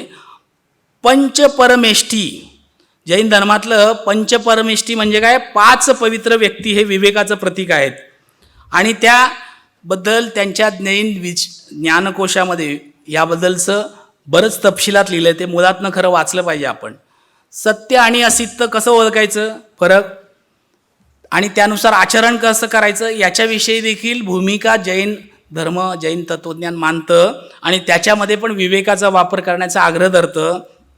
आचरणामध्ये जैन धर्म आपल्याला आचरण करताना विवेकाचा वापर करणं अशी आग्रही भूमिका जैन तत्त्वज्ञानामध्ये घेतली गेली आहे. त्यामुळे विवेक म्हणजे चांगल्या वाईट गोष्टींमधला फरक ओळखण्याची क्षमता असं जैन तत्त्वज्ञान म्हणतं. जिनागम यामध्ये देखील याच्याविषयी अतिशय तपशिलात उल्लेख केले गेले आहेत. जगातला सगळ्यात जास्त अनुयायी असणारा धर्म आहे ख्रिश्चनिटी. त्या ख्रिश्चनिटीमध्ये पण विवेकाच्या संबंधातल्या काही गोष्टी भूमिका घेण्याचा प्रयत्न केला गेलेला आहे. ख्रिस्ती शिकवणुकीला आणि श्रद्धांना तर्कसंगत आणि वैज्ञानिक दृष्टिकोनातून समजून घेण्याचा प्रयत्न करायला पाहिजे असं म्हटलं गेलं आहे. धार्मिक श्रद्धा आणि नीतिमत्तेच्या मूल्यांचं समर्थन करण्यासाठी तर्क आणि बुद्धीचा वापर आवश्यक आहे. आणि धार्मिक गोष्टींवर प्रश्नचिन्ह उपस्थित करणं, त्याची चिकित्सा करणं हे पण आवश्यक आहे असं पण ख्रिस्ती धर्म म्हणतो. ख्रिस्ती धर्माचं तत्त्वज्ञान म्हणतं. तर्कसंगत विचार करणं हे केवळ श्रद्धेवर आधारित न मानता तर्क आणि बुद्धीच्या आधारावर समजून घेण्याची गोष्ट आहे असं मानलं आहे. चिकित्सामध्ये धार्मिक शिकवणुकी, सिद्धांत आणि परंपरांवर प्रश्न उपस्थित करणं आणि चिकित्सा करणं असंही मानलं गेलं आहे. वैज्ञानिक दृष्टिकोनाच्या संबंधातनं ख्रिस्ती धर्माच्या शिकवणी आणि श्रद्धांचे समर्थन करण्यासाठी वैज्ञानिक दृष्टिकोन आणि पुरावे वापरणं आवश्यक आहे असं मानलं गेलं आहे. उदात्त नैतिक मूल्यांना प्रत्यक्षात आणण्यासाठी ख्रिस्ती धर्मात नीतिमत्तेला, ख्रिश्चियन इथिक्स ज्याला म्हणतात, तर्कसंगत आणि मानवी मूल्यांचा आधार मानलं गेलेलं आहे. प्रेम, सहानुभूती आणि न्याय ही त्रिसूत्री आहे ख्रिस्ती धर्माची. प्रेम, सहानुभूती आणि न्याय, आणि या तिन्ही सूत्रांमध्ये त्याचा अवलंब करायचा, त्याचं प्रॅक्टिस करायची असेल तर विवेकाचं अधिष्ठान आवश्यक आहे असं मानलं गेलं आहे. त्यामुळे ख्रिस्ती धर्मातल्या या सगळ्या भूमिका देखील विवेकी विचाराला पुरस्कृत करणारे आहेत, नाकारणाऱ्या नाहीत. विवेकवादावरचं त्याच्याबद्दलचं काही मतभेद देखील आहेत. श्रद्धा आणि तर्काच्या संदर्भातले मतभेद आहेत की विवेकवादाचा अतिरेक झाला तर ख्रिस्ती धर्मातल्या श्रद्धा कमी होऊ शकतात अशी भीती व्यक्त होते. धार्मिक परंपरा आणि रिवाजाबद्दल देखील आहे की काही धार्मिक परंपरा आणि रीतिरिवाजांना विवेकवादाच्या आधारावर आव्हान दिलं जाऊ शकतं आणि त्यामुळे धार्मिक समुदायात वाद निर्माण होऊ शकतात अशी भीती व्यक्त होते. श्रद्धा आणि विज्ञानाच्या संदर्भात देखील की काही वेळेला श्रद्धा आणि विज्ञानाच्या दृष्टिकोनातून विचार करताना संघर्ष निर्माण होऊ शकतो असं एक भीती व्यक्त केली आहे. त्यामुळे ख्रिस्ती धर्मामध्ये पण विवेकवाद, श्रद्धा आणि आधुनिक जगाच्या अपेक्षांमध्ये समन्वय साधण्याचा एक प्रयत्न आहे. त्यांनी विवेकवादाला पूर्णपणे नकार असा दिलेला नाही. इस्लाम धर्माच्या बद्दल तर जास्त वादग्रस्त चर्चा होऊ शकेल की इस्लाम धर्म विवेकवादाचा काहीच सूत्रांतरी संबंध आहे का, अशा स्वरूपाची एक चर्चा जगभरात एक सोशिओ पॉलिटिक्स उभं केलं गेलेलं आहे गेल्या काही दशकांमध्ये. इस्लाम धर्मात देखील विवेकाचं अधिष्ठान मान्य आहे.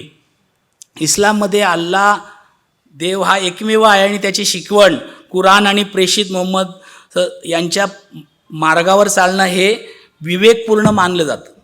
हे विवेकाचा अर्थ काय लावायचा त्या धर्मानुसार त्यांनी ठरवलेला आहे किंवा त्याच्याबद्दलची अधिष्ठानं त्यांनी निश्चित केली आहे. त्याचे निकष ज्याला म्हणतो आपण, क्रायटेरियाज, हे निश्चित केले. इस्लाममध्ये श्रद्धेसोबतच विचार आणि तर्क याचाही आदर केला जातो. म्हणजे आता इस्लामिक रिव्होल्युशन म्हणून जी काही इतिहासातली वाटचाल आहे, घडामोडी आहे, त्याच्याबद्दल आपल्याकडं तर अज्ञान आहे, अंधश्रद्धा आहे किंवा नकारात्मक दृष्टिकोन रुजवला गेला आहे जाणीवपूर्वक. त्याच्याबद्दल आपण खरं मुळात समजून घ्यायला पाहिजे की जी भारतीय परंपरेमध्ये विवेकी विचार, तर्कसंगत विचाराच्या परंपरेचा प्रवाह बुद्धिझमच्या माध्यमातून जगात इतरत्र केला, ते जात असताना इथं जी काही ज्ञान परंपरा होती आणि ज्ञान परंपरेचं जे काही अधिष्ठान होतं किंवा दस्तऐवज होते जे नष्ट झाले नंतरच्या काळात यादवींमध्ये सत्ताकारणाच्या संघर्षामध्ये, ते पुढे संक्रमित झालं इस्लामिक स्टेट्समध्ये आणि तिथं ते संवर्धित झालं, तिथं ते काही प्रमाणात विकसित झालं आणि नंतर ते युरोपीय राष्ट्रांमध्ये गेलं आहे. त्यामुळे हा प्रवास असा आहे हे पण आपल्याला नीट समजून घ्यायला पाहिजे. त्यामुळे इस्लामच्या धर्मपालनामध्ये आणि धर्माच्या नैतिक आणि शिकवणींमध्ये हे मानलं गेलं की विचार आणि तर्काचाही आदर केला पाहिजे. इस्लामचा अधिष्ठानामध्ये महत्त्वाचं आहे की इस्लाम तौहीद, अल्लाह एक आहे या संकल्पनेवर आधारित आहे. अल्लाशिवाय इतर कोणी पूजनीय नाही आणि त्याची एकता विचाराने आणि श्रद्धेने स्वीकारणं आवश्यक आहे. विचाराने आणि श्रद्धेने स्वीकारणं, अंधपणे नाही. त्यामुळे ह्या विचारांचं महत्त्व, विचारांना महत्त्व, तर्काला महत्त्व त्यामुळे दिलं गेलेलं आहे. कुराण आणि हदीस यांचं बोलणं आणि कृत्य याचा अभ्यास करून सत्य जाणून घेण्याचा प्रयत्न करणं महत्त्वाचं आहे असं इस्लाममध्ये मानलं जातं. श्रद्धा आणि विवेक यांचा समन्वय साधण्याचा प्रयत्न इस्लाममध्ये केला गेला नाही. अंधश्रद्धा आणि काल्पनिक गोष्टींना इस्लाममध्ये स्थान नाही असं मानलं जातं. इल्म म्हणजे ज्ञान मिळवणं आणि ते इतरांना शिकवणं हे प्रत्येक मुस्लिमाचं कर्तव्य आहे असं इस्लाम मानतो. इल्म, ज्ञान मिळवणं आणि इतरांना शिकवणं हे प्रत्येक मुस्लिमाचं कर्तव्य असं इस्लाम मानतं. नैतिक आचरणाच्या संदर्भात देखील चांगलं कर्म करणं महत्त्वाचं आहे आणि चांगलं कर्म काय करायचं याच्यासाठी विवेकपूर्ण जीवनशैलीचं शिक्षण आवश्यक आहे असं इस्लाम मानतं. त्यामुळे विवेकवादाला म्हणजे रिझनला आणि तर्काला म्हणजे लॉजिकला इस्लाममध्ये महत्त्व आहे. अल्लाह एक आहे यावर विश्वास ठेवणं, कुराण आणि हदीसचा अभ्यास करणं आणि त्यानुसार आचरण करणं असं इस्लाममधल्या विवेकवादाचे पैलू आहेत. त्यामुळे इस्लाममध्ये देखील या विवेकवादाच्या जे काही अधिष्ठान आहे याचा संदर्भात भूमिका घेतल्या गेलेल्या आहेत. शीख धर्माच्या संदर्भात आपल्याला म्हणता येईल की शीख धर्माचे संस्थापक गुरु नानक देवजी जे होते त्यांनी अंधश्रद्धा आणि रूढींना त्या काळात कडाडून विरोध केला. त्यावेळेला ते बंडखोर होते समाजातले की शोषण सामान्य माणसांचं होतं आहे, समूहांचं, कुटुंबांचं होतं आहे आणि त्याला कारणीभूत ज्या धार्मिक रूढी, प्रथा, परंपरा, उपासना पद्धती, कर्मकांड आहे हे याच्यातनं त्यांना बाहेर काढलं पाहिजे. म्हणून त्यांनी सत्य, ट्रूथ जाणून घेण्यासाठी विवेक, रिझन आणि अनुभव, एक्सपिरियन्स याचा वापर करायला पाहिजे याचा आग्रह धरला आहे. म्हणजे शीख धर्माचं हे अधिष्ठान आहे. गुरुग्रंथ साहेबामध्ये शीख धर्माचा जो पवित्र ग्रंथ आहे त्याच्यात देखील विवेकपूर्ण दृष्टिकोन स्वीकारण्याचं ते शिकवतो. त्यामुळे शीख धर्मामध्ये विवेकाने विचार करून सत्य जाणून घेण्यावर भर आहे. लोकांना नाम म्हणजे देव आणि सत्य याच्यातला संबंध समजून घेण्यासाठी विवेक वापरण्याचा सल्ला दिलेला आहे. मनुष्याला विचार करण्याची, प्रतिबिंबित करण्याची आणि स्वतःच्या कृतीवर विचार निर्माण करण्याची क्षमता विवेकाने मिळते, असं त्याच्यामध्ये प्रतिपादन केलेलं आहे. आणि विवेकाचा स्वीकार केल्यानं माणूस स्वतःच्या जीवनात आणि समाजात प्रगती आणि विकास साधू शकतो, असं देखील शीख धर्म मानतो. त्यामुळे शीख धर्मात अशी अनेक उदाहरणं आहे की ज्यामध्ये लोकांनी त्यांच्या विवेकाचा वापर करून समाजाला नवीन दिशा दिलेली आहे. म्हणजे धर्मांच्या पातळीवरचा हा जर आपण विवेकी विचाराचं अधिष्ठान काय आहे, विवेकवादाचं संदर्भ त्या धर्मांमध्ये काय घेतला गेला, हे मी जाणीवपूर्वक सांगायचा प्रयत्न केला की धर्म हा विवेकाच्या विरोधात नव्हता. त्याच्या निर्मितीपासून, त्याच्या उत्पत्तीची जी काही प्रेरणा आणि त्यावेळेच्या समाजस्थितीची गरज होती आणि त्याचा जो काही निर्मिक होता, प्रेषित होता, प्रवर्धक होता, यांनी त्यावेळेला तर्कचा विचार करून प्रश्न विचारणं, तपासणं, असलेल्या शोषण व्यवस्थेला नाकारण्याची भूमिका घेण्यासाठी विवेकाचा अधिष्ठान स्वीकारलेलं आहे. हे आपण समजून घ्यायची गरज आहे. भक्ती परंपरा हा आपल्या भारतातला एक महत्त्वाचा विचार प्रवाह आहे आणि त्या भक्ती परंपरेतला विवेकवाद काय आहे हे पण आपल्याला जरा बघायची गरज आहे. त्याची पण एक तोंडओळख आपण करून घ्यायला पाहिजे. भक्ती करताना देखील विवेकाचा वापर केला पाहिजे, असं भक्ती संप्रदायाचं परंपरेमध्ये मानलं गेलं आहे. आणि भक्ती परंपरेचे आपल्याकडे अनेक प्रवाह आहेत. मग त्यामध्ये आपण महाराष्ट्रातले आहोत, तर महाराष्ट्रामध्ये भागवत संप्रदायातली वारकरी परंपरा मोठी आहे आणि त्याला गेल्या 700-800 वर्षापासूनचा एक मोठा वारसा आहे आणि त्याच्यामध्ये मोठा अनुयायी वर्ग महाराष्ट्रामध्ये आहे. 10, 12, 15 लाख लोक महिन्यात, वर्षातनं 15, 16, 20 दिवस आपले सगळे कामधंदा सोडून त्या पंढरीच्या वारीमध्ये जातात आणि कुठलीही सुव्यवस्था नसताना त्याचा भाग बनतात, त्याची अनुभूती घेतात. त्याच्या सगळ्या अनुभवातनं आपल्या वर्षभराची जगण्याची उर्मी, प्रेरणा घेऊन आपापल्या ठिकाणी कामात जातात आणि कार्यरत होतात. असा जो काही एक भक्ती संप्रदायाचा, जसा भागवत संप्रदाय वारकरी संप्रदायाचा आहे, तसं भारतामध्ये अनेक भक्ती संप्रदाय आपल्याकडे प्रवाह बघायला मिळतात. मग तो यांच्या चक्रधर स्वामींचा महानुभाव पंथ असेल किंवा नवनाथ पंथ असेल किंवा कबीर पंथ असेल किंवा आपल्या बसवेश्वरांच्या मार्फत तयार झालेल्या धर्माची भक्ती परंपरा असेल, अशा अनेक, म्हणजे अगदी अजातपंथी, अमरावती जिल्ह्यामध्ये 100 वर्षापूर्वी गणपती महाराजांच्या पुढाकाराने जात टाकून देणारा एक समूह तयार झाला, ज्याला अजात म्हणून ओळख निर्माण झाली. अशा अनेक स्वरूपाचं पण ते भक्ती संप्रदायाचा भाग म्हणून ते कार्यरत राहिले, आजही कार्यरत आहे. तर अशा भक्ती संप्रदायाचे वेगवेगळे छोटे मोठे प्रवाह आणि विचारधारा आपल्याला बघायला मिळतात. त्या सगळ्यामध्ये त्या भक्ती संप्रदायाच्या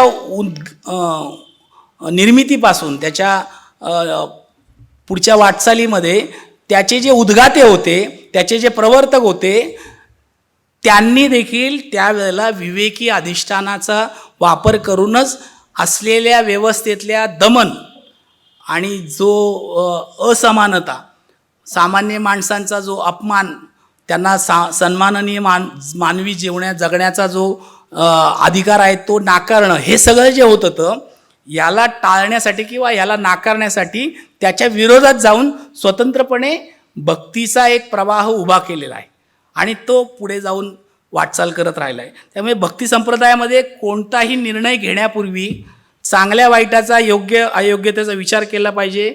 अंधश्रद्धा आणि रूढींना विरोध केला पाहिजे.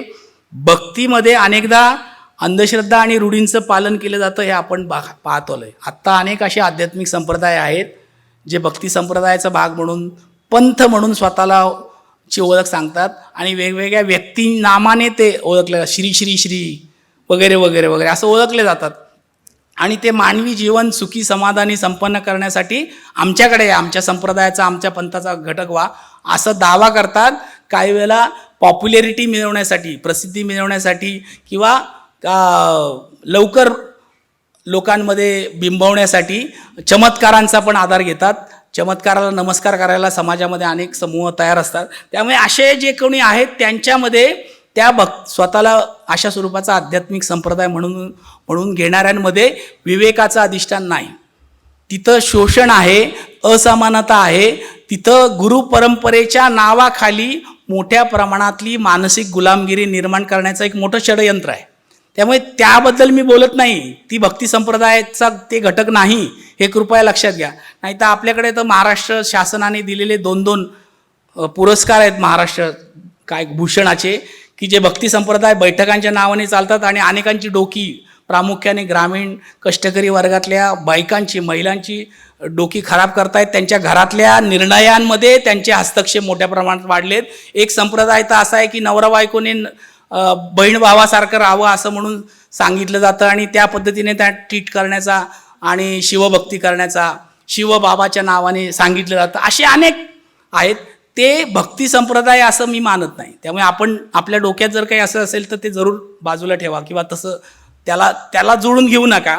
मी भक्ती संप्रदायांचा आधी जो उल्लेख केला आहे त्या भक्ती संप्रदायांमध्ये हा प्रामाणिक प्रयत्न झाला आहे की विवेकाचं अधिष्ठान मान्य करून विवेकाच्या आधारावरच भक्ती केली पाहिजे. भक्ती करताना कुठली गोष्ट अंधपणे स्वीकारली नाही पाहिजे.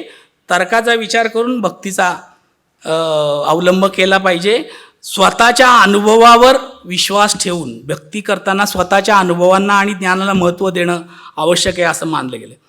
आणि दुसऱ्याने सांगितलेल्या गोष्टीवर लगेच विश्वास न ठेवता त्याचा विचार करणं, अंधपणे कुठली गोष्ट न स्वीकारता आपण भक्ती करण्याबद्दलचा निर्णय आपण घेतला पाहिजे. हे सगळं भक्ती संप्रदायामध्ये मानलं गेलं आहे. आणि अगदी काही महत्त्वाच्या बंडखोर अशा स्वरूपाच्या भूमिका देखील भक्ती संप्रदायात घेतल्या गेल्या. त्या काळातले ते भक्ती संप्रदायाचं प्रवर्तक असणारे जे कोणी ज्यांना आपण संत म्हणतो ते हे त्या काळातले बंडखोरच होते. म्हणजे त्यावेळेचे अर्बन नक्षल होते असं म्हणा, जे आता अर्बन नक्षल नावाने सगळ्यांना एका ओळीमध्ये उभं केलं जातं समाज सुधारणेसाठी काम करणाऱ्यांना. तर असे जे काही त्यावेळेचे बंडखोर होते यांनी त्यावेळेला प्रतीकांमध्ये अडकलेला जनसमूहांना बाहेर काढण्यासाठी मूर्तीपूजेला विरोध केला. मूर्तीला मध्ये देव आहे असं मानून पूजा करणं आणि त्यामागे तत्वाचा विचार मानणं हे नाकारलं. किंवा एकमेव प्रतीक माना एवढी ढिगभर गावापासून गल्लीपासून घरापासून सर्वत्र देवच देव असं जे काही स्थिती होती त्याच्यामुळे जी माणसं विखुरली होती, विभागली होती, त्या प्रतीकांना शरण गेलेली होती आणि त्याच्या उपासनेमध्ये आपलं सगळं गमावून बसत होती, उद्ध्वस्त होत होती कुटुंब म्हणून, समाज म्हणून. त्यांना त्यातनं बाहेर काढण्यासाठी म्हणून एक प्रतीक, एकच नाम अशा स्वरूपाचे पर्याय त्या काळात दिलं. कर्मकांडांचं पालन करणं आणि करताना म्हणजे कोणी जर सांगितलं की हे करा म्हणजे तुमचं भलं होईल, याचं करताना आधी आपण त्याचा विचार केला पाहिजे की हे करण्याने काय निष्पन्न होणार आहे. हा विचार करण्याची क्षमता आपल्यामध्ये निर्माण करण्यासाठी विवेकाचा वापर केला पाहिजे असं भक्ती संप्रदायात मानलं गेलेलं आहे. डोळे झाकून श्रद्धा ठेवणं हे टाळलं पाहिजे. सत्यता पडताळून तुम्ही श्रद्धा तुमची ठेवायची की नाही करा. अशा स्वरूपाचं भक्ती परंपरेतील विवेकवादी भक्तीसाठी विवेकाचा वापर करून घेत आले. त्यामुळे स्वतःच्या आध्यात्मिक प्रवासाला अधिक अर्थपूर्ण आणि समृद्ध करण्यासाठी विवेकाचा वापर करा, विवेकाचा अधिष्ठान बाळगा असं भक्ती संप्रदाय मानत आलेला आहे. भक्ती परंपरेतल्या विवेकवादाबद्दल तर अनेक अशी उदाहरणं आहेत, मी काही त्याच्या तपशिलात जाणार नाही. पण आपल्याकडे भक्ती परंपरेमधल्या अशी अनेक व्यक्तिमत्व आहे, म्हणजे चक्रधरांसारखा व्यक्तिमत्व आहे की ज्याने महानुभाव पंथ निर्माण केला, किंवा बसवेश्वरांसारखा आहे की ज्याने एक लिंग फक्त गळ्यात बांधलं तरी तुमचा धर्म तुमच्यासोबत आहे, तुमचा देव तुमच्यासोबत आहे, बाकीचं काही मंदिरात जायची गरज नाही, कुठला उपास तापास करायची गरज नाही, कुठलं कर्मकांड पूजाविधी गरज नाही, असा क्रांतिकारी पर्याय त्या काळात दिला. सर्व जाती धर्मातल्या लोकांना एका समान पातळीवर येऊन जगण्यासाठीचा अनुभव मंडपमचा लोकशाहीची पायाभरणी करणारा एक प्रयोग त्या काळात 12व्या ते 11व्या-12व्या शतकामध्ये त्यांनी घडून आणण्याचा प्रयत्न केला. आणि अशा पद्धतीची जी क्रांतिकारी गोष्टी भक्ती संप्रदायामध्ये झाला आहे आणि हे करण्यामागे विवेक विचाराचं अधिष्ठान त्यामध्ये त्यांना मिळालेलं होतं आणि त्याचा उपयोग त्यांनी प्रभावीपणे त्या काळात केलेला आहे. दुसरा एक संप्रदाय भक्ती संप्रदायातला महत्त्वाचा आहे की जो भारतात किंवा आशिया खंडात एक प्रभाव टाकून राहिलेला आहे, तो आहे सुफी संप्रदाय. मुस्लिम धर्म मानणारा वर्ग जो आहे, इस्लाम मानणारा जो समाज आहे, त्याच्यामध्ये मानवतावादी दृष्टिकोन रूढ करण्याचं काम सुफी संप्रदायाने केलेलं आहे. सुफी साहित्यात देखील विवेकाला फार महत्त्व आहे. आणि सुफी कोणाला म्हणतात तर सुफी म्हणजे सुफी हा शब्द आला आहे तो लोकर किंवा ऊर्जा अशातनं आलेला आहे. सुफीचा लोकर किंवा ऊन, सुफीचा अर्थ, सुफी या शब्दाचा अर्थ लोकर किंवा ऊन असा येतो. पण पूर्वीचे जे सुफी साधू होते ते लोकरीचे कपडे घालायचे म्हणून त्यांना सुफी म्हणायला लागले, असं एक वदंत आहे प्रचलित. किंवा सुफी शब्दाचा अरबी शब्द आहे सफ आणि त्याचा अर्थ आहे ओळ किंवा पंक्ती. त्याच्यावरनं कदाचित अपभ्रंश होऊन सुफी, सफचा सुफी झाला आहे. आणि सुफी म्हणजे ज्ञानी किंवा आध्यात्मिक असं मानलं जातं. सुफी संप्रदायामध्ये इस्लाममधला तो महत्त्वाचा एक भक्ती संप्रदाय आहे असं मानलं जातं. अल्लासोबत म्हणजे ईश्वरासोबत थेट संबंध आणि आंतरिक अनुभव घेण्यावर या सुफी संप्रदायात भर आहे. अल्लाच्या प्रेमात आणि भक्तीत तल्लीन होऊन जीवन जगण्याचा प्रयत्न या सुफी संप्रदायात असतो. अल्लापर्यंत पोचण्याचा मार्ग प्रेम, त्याग आणि आत्मनियंत्रण आहे असं सुफी संप्रदायात मानलं जातं. सुफी पंथाचा प्रभाव अनेक राज्यकर्त्यांवर, राजेशांवर राहिलेला आहे. आणि केवळ राजांवर नाही तर आम जीवनात जगणाऱ्या सर्वसामान्य माणसांवर देखील सुफी संप्रदायाचा, आपल्याला जे दर्गे बघायला मिळतात हे सुफी संप्रदायातल्या सुफी साधूंनी उभे केलेली अशी अधिष्ठानं आहेत की ज्या ठिकाणी सर्व धर्मातले, सर्व जातीपंथातले लोक एका पातळीवर येऊन भक्तीचा आनंद घेऊ शकतात, भक्ती करू शकतात असं मानलं जात होतं. सुफी संतांनी आपल्या भारतातल्या, देशातल्या नाही, आशियातल्या नाही, जगातल्या संगीतावर, साहित्यावर, कलेवर फार मोठा प्रभाव टाकलेला आहे. इतकं त्यांचं महत्त्व आपल्याला समजलं पाहिजे. सामाजिक न्यायासाठी आणि सांस्कृतिक एकतेसाठी त्यांनी काम केलेलं आहे.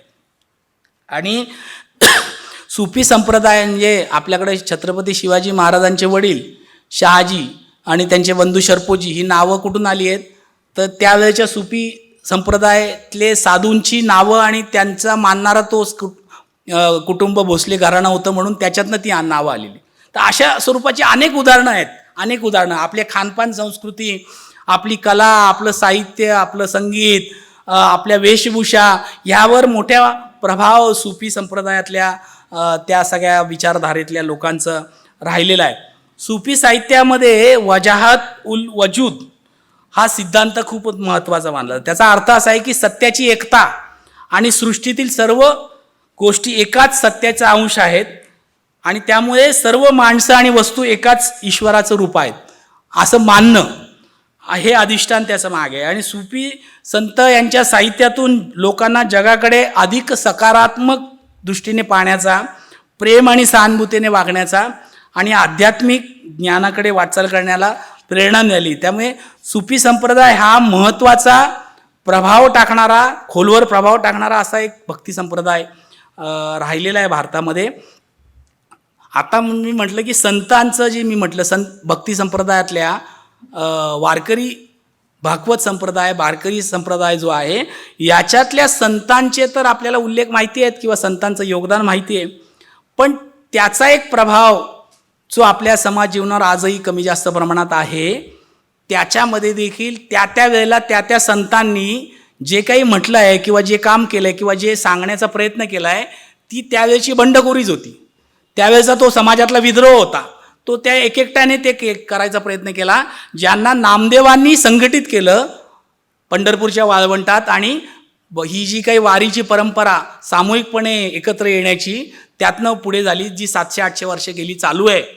पण त्यावेळेचा जो व्यक्तिगत पातळीवरचा विद्रोह, समाज बदलासाठी, समाज परिवर्तनासाठीचा केलेला पुढाकार होता, त्यावेळेचं त्यांचं घोषणा होती, त्याबद्दलची मांडणी होती, चर्चा होत्या, अभंग आणि कवनं होती. हे सगळं त्यावेळेला प्रश्न विचारणं, तपासणं, चिकित्सा करणं विवेकवादाच्या विचारसरणीच्या अधिष्ठानावरच उभं राहिलेलं आहे.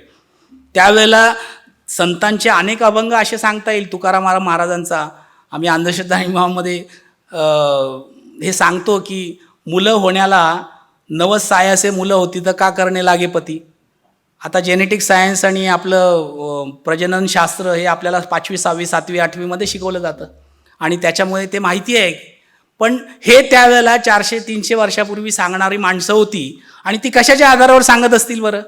ती अर्थातच तर्काच्या आधारावर त्या काढल्या गेलेले निष्कर्ष ज्यामध्ये विवेकी विचाराचं अधिष्ठान होतं आहे असं सांगितलं जातं. ते जातीवादाला नकार, अंधश्रद्धेला, रूढींना विरोध, मानवतेचा पुरस्कार, आत्मचिंतन आणि आत्मशोध घडण्याचा प्रयत्न विवेकाच्या आधारावर, हे सगळं त्यावेळेला साधं सरळ जगणं, साधं सरळ जीवन, याच्यामध्ये देखील सुख असतं हे सांगण्याचा प्रयत्न ह्या सगळ्या लोकांनी त्यावेळेला केलेला आहे. मग संत ज्ञानेश्वरीमध्ये सांगितलेला कर्मयोग असेल, लोकांना कर्मयोग दाखवला त्यांनी, किंवा संत तुकारामांचा समाजातल्या वाईट गोष्टींवर आणि लोकांना केलेली टीका असेल, किंवा लोकांना सत्यप्रेम आणि न्यायाने वागण्याचा केलेला उपदेश असेल, एकनाथांचं एकनाथी भागवत आणि भारुडांमधनं या रचनांमधनं सामाजिक समता आणि न्यायाचं महत्त्व पटवून देण्याचा प्रयत्न असेल, संत नामदेवांच्या भजनांमधून लोकांना देवावर निस्सीम श्रद्धा ठेवण्यासाठी आणि चांगले जीवन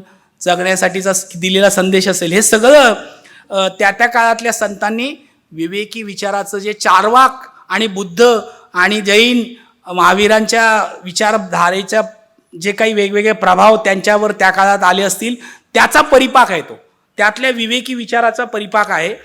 अशा सगळ्या पार्श्वभूमीवर आता आधुनिक विवेकवादाचं अधिष्ठान काय आहे? आपण पाश्चात्य विवेकवादी अधिष्ठानाचं संदर्भ पाहिले, आपण प्राचीन भारतीय परंपरेपासून तर विवेकवादी भक्ती परंपरेपर्यंत विवेकवादाच्या अधिष्ठानाचे संदर्भ पाहिले. आता आधुनिक विवेकवादाचं अधिष्ठान काय आहे? तर आधुनिक विवेकवाद हा आधुनिक बुद्धिवाद म्हणून ओळखला जातो. त्या बुद्धिवादामध्ये मानवी बुद्धी आणि तर्काला महत्त्व आहे, रिझन. मानवी बुद्धी आणि तर्काला, इंटेलिजन्स आणि रिझन याला महत्त्व आहे. आणि हे बुद्धी आणि तर्काच्या कसोटीवर घासून घेणं आवश्यक आहे कुठली गोष्ट, याच्याबद्दल आधुनिक विवेकवाद हा आग्रही आहे. बुद्धीला महत्त्व आहे, अनुभवाचा स्वीकार आहे, वैज्ञानिक दृष्टिकोनाचा अंगीकार आहे आणि त्यातनं अंधश्रद्धा आणि रूढींची चिकित्सा आणि त्याला नकार आहे. हे आधुनिक विवेकवादाची लक्षणं आहे. आधुनिक विवेकवादामध्ये प्रगती आणि विकास कसा घडवायचा याच्याबद्दलचा एक स्पष्ट दृष्टिकोन आपल्याला तिथून समजून घेता येतो, शिकता येतो. आधुनिक विवेकवाद मानवी प्रगती आणि विकासावर विश्वास ठेवतो. बुद्धी आणि तर्काच्या आधारावर मानवी जीवनाला सुधारता येतं याच्याबद्दलचं आग्रही प्रतिपादन करतो. म्हणजे आम्ही विवेकवादी विचाराचं अधिष्ठान हे केवळ देवधर्म उपासनेच्या आणि कर्मकांड आणि उपासना पद्धतीच्या चिकित्सेसाठी उपयोगाचं आहे असं नाही, तर मानवी विकासाच्या प्रगतीमध्ये आता देखील पुढच्या काळात भविष्यामध्ये वाटचालीसाठी तुम्ही विवेकाच्या आधारावर ठरवू शकता की तुमच्या मानवी विकासाचे निकष काय आणि निष्कर्ष काय असू शकतात आणि त्याच्यासाठी तुमचे प्राधान्य विकासाचे क्रम काय असले पाहिजे. तुम्हाला अणुबॉम्ब, हायड्रोजन बॉम्ब बनण्याचं प्राधान्य तुमच्या GDP मध्ये पाहिजे, विकासाच्या बजेटमध्ये पाहिजे का ज्या देशामध्ये जगातल्या आणि इतर अविकसित मागास देशांपेक्षाही जास्त बाळंतपणामध्ये बायका मरतात किंवा कुपोषणामध्ये पहिल्या 3 महिन्यात मुलं 9 अर्भक मरतात, अशी अनारोग्याची स्थिती आहे, त्याच्यावर तुम्हाला प्राधान्याने खर्च केला पाहिजे. हे ठरवता आलं पाहिजे. म्हणजे अब्दुल कलामांनी आपल्याला जरी महासत्ता होण्याचं स्वप्न दिलं असेल 2009च्या दशकात आणि त्याचं अधिष्ठान त्यावेळेला ते मानत होते की 2030च्या दशकामध्ये जगातल्या एकूण लोकसंख्येतल्या यूथ पॉप्युलेशन, युवा लोकसंख्येचं मध्ये 54% लोकसंख्या एकट्या भारतात असणार आहे. म्हणजे जगातल्या एकूण यूथ पॉप्युलेशनच्या 54% भारतात असणार आहे. आणि हे जर भारतात एवढी मानवी शक्ती असेल आणि एवढे हात असतील काम करायला उपलब्ध, तर त्यांच्या माध्यमातून भारत महासत्ता होऊ शकतो असं स्वप्न त्यांनी त्यावेळेला पाहिलेलं आहे. पण ते स्वप्न प्रत्यक्षात आकारास येण्यासाठी आपण लायक आहोत का अशी स्थिती आहे. ते आपण लायक नाही हे आपण कितीतरी वेळा सिद्ध होतो. आपले राज्यकर्ते पण सिद्ध करतात, आपले समाजकर्ते पण सिद्ध करतात, आपलं सामान्य माणसं पण सिद्ध त्यातलं करतात. त्यामुळे ज्या युवा पिढीच्या भरोश्यावर तुम्हाला मानवी प्रगतीचा इतिहास रचायचा आहे, महासत्ता म्हणून उभं राहायचं आहे, त्या युवा पिढीचा काय स्थिती आहे, वास्तविकता ती कुठल्या स्वरूपाच्या सक्षमपणे तिला उद्धरित केलं जातं आहे, तिला वाढवलं जातं आहे आणि तिला दिशा दिली जाते, दृष्टिकोन दिला जातं आहे, भविष्याचा वेध घ्यायला संधी दिली जाते. काय आहे आपल्या ब्रेन ड्रेन होतोय आपण 80च्या दशकापासून. कॉम्प्युटर आला, IT सेक्टर उभं राहिलं तर मेजॉरिटी आपला सगळा इंटेलिजन्स भारताच्या बाहेर जाण्यामध्ये आणि आज दुसऱ्या कारणाने असुरक्षितताचा असन्माननीय वागणूकमुळे बाहेर जाण्याच्या आणि दहशतीच्या वातावरणामुळे संरक्षणाच्या अभावाच्या परिस्थितीमुळे बाहेर जाण्याच्या मानसिकतेमध्ये आहे. त्यामुळे हे सगळं प्रगती आणि विकास करायचा असेल आणि योग्य दिशेने तो करायचा असेल तर त्याच्यासाठी विवेकी विचाराचं अधिष्ठान महत्त्वाचं आहे असं आपण मानलं पाहिजे, असा आधुनिक विवेकवाद मानतो. विवेकवादी दृष्टिकोन तुम्हाला प्रत्येक गोष्टीचा पुरावा आणि तर्कसंगत स्पष्टीकरण मागण्याला प्रवृत्त करतं. म्हणजे बाप दाखव नाही तर श्राद्ध कर असं आपण म्हणतो. म्हणजे हे पुरावा, जेवढा पुरावा तेवढा विश्वास असं आम्ही सांगत आलो आहे अंधश्रद्धा निर्मूलन. पुरावा नसेल तर विश्वास ठेवायचं काही कारणच नाही. त्यामुळे विवेकवादी दृष्टिकोन तुम्हाला त्या विधीचा अर्थ आणि उपयुक्तता समजून घ्यायला उपयोगात मदतगार ठरत असतो. त्यामुळे आधुनिक विवेकवाद हा आजच्या आधुनिक व्यक्तीचं, मानवी जगण्याचं, मानवी समूहांचं, या जगात पृथ्वीवरच्या मानवी समूहाचं जगण्याचं, भविष्यातल्या वाटचालीमध्ये विकसित होण्याचं महत्त्वाचं अधिष्ठान आहे, हे आपल्याला समजून घ्यायला पाहिजे. आता फरक काय, का आपण भारतीय कसावर आधारित विवेकवाद किंवा भारतीय मातीतल्या विवेकवादाबद्दल सांगू इच्छितोय, तर पाश्चात्य विवेकवाद आणि भारतीय विवेकवाद याच्यामध्ये जे तौलनिक फरक किंवा प्लस मायनस ज्या म्हणून आपण करायला पाहिजे, तर आपण पाहिलं पाश्चात्य विवेकवादात तर्क आणि बुद्धीला अधिक महत्त्व आहे आणि भारतीय विवेकवादात अनुभवाला आणि आध्यात्मिक ज्ञानाला महत्त्व आहे.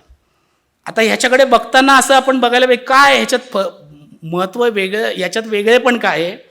पाश्चात्य विवेकवादामध्ये तर्क आणि बुद्धीला महत्त्व आहे, याचा अर्थ की मानवी प्रज्ञेला, व्यक्तिमत्वाला, माणसाच्या व्यक्तिमत्वाला विचाराच्या आधारावर प्रवृत्त करणं, तर्काला आणि प्रश्न विचारायला त्याच्या बुद्धीला प्रवृत्त करणं, हे काम पाश्चात्य विवेकवाद करतो. आणि भारतीय विवेकवाद हा अनुभव, एक्सपिरियन्स करा आणि तुमच्या भावनेला आवाहन करा. आध्यात्मिक ज्ञान म्हणजे काय, पारलौकिक कल्याण, स्वर्ग नरक, आत्मा पुनर्जीवन नाही.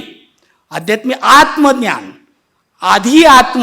आधी मी, आधी स्वतःला समजून घेणं, याला प्रोत्साहित करतो की याला प्राधान्य देतो. हा फरक आहे, महत्त्वाचा आहे, लक्षात घ्या.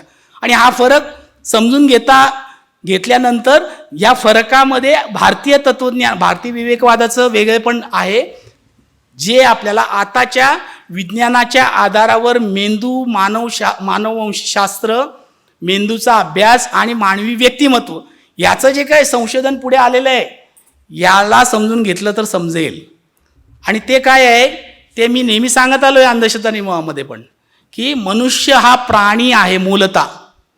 मनुष्य हा मूलतः प्राणी आहे. त्याला प्राणित्वाचं जे काही नैसर्गिक प्रेरणा असतात त्या मनुष्याला पण आहेत. म्हणजे आहार, भय, झोप, निद्रा आणि मैथुनच 4 महत्त्वाच्या नैसर्गिक प्रेरणा इतर प्राण्यांना असतात, तशा माणसाला पण आहेत. आहार, किमान जगलं पाहिजे, शरीराचं ऊर्जा असली पाहिजे, शरीराचं चलनवलन चालण्यासाठी. भय, मृत्यूचं भय प्रत्येकाला, आपण जगलो पाहिजे. झोप, किमान झोप आवश्यक आहे, 6, 7, 8 तास. ती नाही मिळाली तर सैरभैर होतो. आणि मैथुनचं म्हणजे आपल्यासारखा नवीन जीव निर्माण करण्याची एक नैसर्गिक, ह्या 4ही नैसर्गिक प्रेरणा इतर प्राण्यांमध्ये जशा आहेत तशा माणसात आहेत. हे जसं एक साम्य आहे, तसं दुसरं साम्य, इतर प्राण्यांचा मेंदू जसा आहे तसाच माणसाचा मेंदू आहे. पण माणसाचं वेगळेपण काय, माणसाच्या 1,00,000 पिढ्यांमधल्या वारशातनं उत्क्रांती, मानवी उत्क्रांतीमध्ये माणसाच्या त्या प्राणित्वाच्या मेंदूवर विचार करण्याची टोपी त्याला मिळाली. त्याला न्यूरोकॉर्टिक्स म्हणतात. विचार करणारा मेंदू हा आधुनिक माणसाला मिळाला आहे 1,00,000 पिढ्यांच्या वारशातनं. तो विचार करणारा मेंदू हा इतर प्राण्यांपेक्षा माणसाला वेगळे करतो. म्हणून माणसाला अनुवंशशास्त्रीय भाषेमध्ये, मानववंशी शास्त्रीय भाषेमध्ये मॅन द होमोसेपियन सेपियन म्हणतात. म्हणजे विचार करणारा शहाणा, अतिशहाणा माणूस. आपण सगळे अतिशहाणे माणसं आहोत, दीड शहाणे माणसं आहोत. पुणेकरांमध्ये हे शब्द सांगणं अजून वेगळं आहे, संदर्भ आहेत त्याला, इतर महाराष्ट्राच्या लोकांच्या दृष्टीने. पण आपण शहाणे, अतिशहाणे आहोत, तर इतर प्राण्यांपेक्षा आपण वेगळे झालो का पूर्णपणे? पूर्णतः तर नाही. आपले नैसर्गिक प्रेरणा तर कायम आहेत ना, इतर प्राण्यांच्या आहेत. आहार, निद्रा, भयमैथुनंच, त्या तर कायमच आहे ना, त्या काही गेलेल्या नाही, संपलेलं नाही. त्याचा व्यवहार तर आपल्याला टाळता आलेला नाही अजून. उलट त्याच्यासाठी आपण जास्त पॉझिटिव्ह झालेलो आहोत. किती संरक्षित केलं इतर प्राण्यांपेक्षा. आपलं घर किल्ल्यासारखं आपण सिमेंट, स्टील ओतून घर बांधतो, सुरक्षित राहावं भूकंपापासून, ऊन वाऱ्यापासून. याच्यासाठी आपल्या जेवणाची व्यवस्था करण्यासाठी आपल्याकडं फ्रीज भरलेलं असतं. व्यवस्था अनेक चवदार पदार्थांची वेगवेगळ्या आहेत. आपल्याकडं झोपेची आवश्यकता आहे म्हणून झोपेच्या बेडच्या किती जाहिराती करतात. आपल्याकडं छान झोप यावी, उशी चांगली असल्यावी, पांघरूण चांगलं असावं. म्हणजे माणसाने हे सगळं आधुनिक तंत्रज्ञान, विज्ञान तंत्रज्ञान विकसित केलं. स्वतःचं आहार, निद्रा, भीती, मृत्यूचं भय हे याच्यापासून संरक्षित करण्यासाठी. आणि मैथुनेचं म्हणजे स्त्री पुरुष संबंध किंवा भिन्न लिंगी संबंधातनं नवीन जीव निर्माण करण्याची उर्मी ही पण कायम आहे. भारत त्याच्यात नंबर 1 आहे सध्या जगात. सगळ्यात जास्त लोकसंख्या असणारा आणि पुढच्या 10 वर्षात अजून आपण हाईपला जाणार आहोत जगामध्ये. त्यामुळे ह्या सगळ्या प्रेरणा कायम आहेत. वेगळे पण काय? वेगळे पण जे मी म्हटलं की विचारांचं आहे, पण ते पुरेसं नाही माणसाच्या व्यक्तिमत्वाला विवेकी करण्यासाठी. कारण माणसाचं व्यक्तिमत्व, मानवी व्यक्तिमत्व भावना आणि विचारांनी निर्माण झालेलं आहे. केवळ विचाराने नाही, केवळ भावनेने नाही. भावना आणि विचाराचं मिश्रण असणारं माणसाचं व्यक्तिमत्व हे पहिल्यांदा आपण नीट समजून घ्यायला पाहिजे.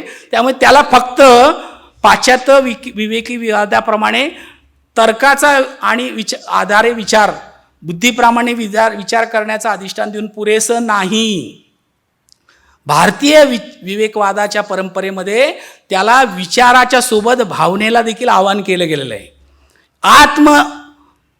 आध्यात्मिक उन्नती म्हणजे काय? अध्यात्म, आधी माझी उन्नती, माझ्या व्यक्तिमत्वाची, माझ्या मनाची, माझ्या शरीराची, माझ्या शरीराच्या सगळ्या अवयवांची, माझे जे शक्तिस्थानं आहेत याच्याबद्दलची उन्नतीचा विचार आणि त्यासाठीचा प्रयत्न. आपल्याकडे आध्यात्मिक म्हणजे आता ते असंच पारलौकिक कल्याण म्हणजे अध्यात्म असं आपल्याकडे रूढ झालेलं आहे. हा चुकीचा समज आहे. हा आपण नीटपणे त्याचा भेद केला पाहिजे.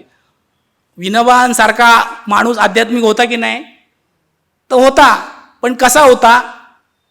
तर तो काहीतरी त्या गीतेवरचं त्यांनी निरूपण केलं होतं, वेदांचा अभ्यास होता म्हणून होता का? तर माझ्यासारखा माणूस मानतो की त्याने त्यांच्या षड्रिपूंवर विजय मिळवलेला होता, की ज्याने भारतभर पायी भ्रमण करून ऊन वारा पावसाची पर्वा न करता सब भूमी गोपालकी म्हणून एवढी भूदानामध्ये जागा मिळवली. जगातलं रेकॉर्ड आहे. जगात असं कुणी केलेलं नाही आत्तापर्यंत मानवी इतिहासात. म्हणून तो आध्यात्मिक पुरुष मानला पाहिजे. किंवा आध्यात्मिक पुरुष म्हणून भगतसिंगांना मानायचं की नाही मानायचं? शहीद भगतसिंग सारखा माणूस तरुण 23व्या वर्षी जो असं तत्वज्ञानाची भूमिका मांडतो की ज्यामध्ये ज्ञानेश्वरांचा पण उल्लेख केला पाहिजे की इतक्या लहान वयामध्ये हा माणूस मानवी कल्याणासाठी पसायदान लिहितो. आता विश्वात्मके देवे तेने भाग्येत नितो, सर्वांचं कल्याण व्हावं, सर्व जीवातांचं कल्याण व्हावं असं विचार करतो. ही माणसं आध्यात्मिक आहेत. खरी आध्यात्मिक म्हणतात. आताचे आसाराम बापू आणि हे आध्यात्मिक नाही आहेत, ज्यांना जेलमध्ये जावं लागतं स्त्रियांच्या शोषणासाठी किंवा अजून काही इतर. अजून जेलमध्ये न जाणाऱ्यांची संख्या जास्त मोठी आहे बाहेर असणाऱ्यांची. तर असे आध्यात्मिकता ही पारलौकिक कल्याण ह्या अंगाने नाही, तर आध्यात्मिकता आत्मज्ञान, संवर्धन या अंगाने आपण जर बघितलं तर माणसाला भावनेचा अपील आवश्यक आहे. कारण मनुष्य हा प्राणी आहे मूलतः आणि त्याचा मेंदू अजूनही 70-80% प्राणित्वाचाच आहे. आत्ताच्या आधुनिक विज्ञानाने माणसाच्या मेंदूचा अभ्यास 100% अजून करू शकलेला नाही. तो 60-70% पर्यंत 80% झालेला आहे. अजूनही माणसाचा मेंदू अनआयडेंटिफाईड आहे काही प्रमाणात, 15-20-25% तरी. त्यामुळे माणसाचा मेंदू जो अभ्यासला गेला आधुनिक विज्ञानाच्या आधारावर, त्याच्यामध्ये देखील भावभावनांच्या ज्या काही अनुभूती आपण घेतो, तंद्री लागणं, साक्षात्कार होणं हा एक प्रकार आपल्याकडे भयानक आहे. हे सगळ्याचं विश्लेषण म्हणजे अंधश्रद्धा निर्मूलनामध्ये अंगात येण्याचं आम्ही विश्लेषण करतो, तसं तंद्री लागणं, स्वप्न पडणं, साक्षात्कार होण्याची अनुभूती मिळणं वगैरे वगैरे, हे सगळ्याचं शास्त्रीय विश्लेषण आज मेंदूशास्त्र करू शकतं. काय घडलं मेंदूमध्ये? आपल्याला पॉप्युलर शब्द माहिती आहे, लगे राहू मुन्नाबाईच्या सिनेमातला माहीत झालेला, काय केमिकल लोचा. काय केमिकल लोचा होतो तुमच्या मेंदूमध्ये की तुम्हाला साक्षात्कार झाल्याची अनुभूती मिळते?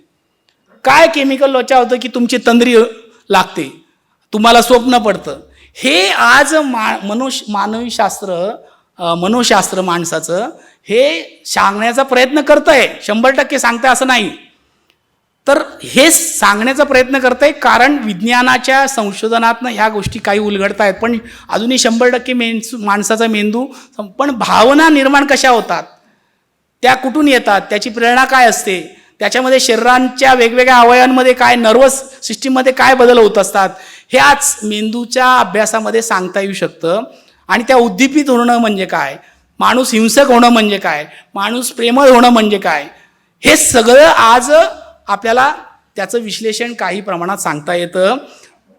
पण भक्ती संप्रदायामध्ये हेच करण्याचा प्रयत्न किंवा भारतीय विवेकवादी विचार परंपरेमध्ये ह्या भावनेला, माणसाच्या भावनेला जेव्हा हे माहीत नव्हतं तेव्हा ह्याला आवाहन करण्याचा, याला ॲड्रेस करण्याचा प्रयत्न केला गेलेला आहे.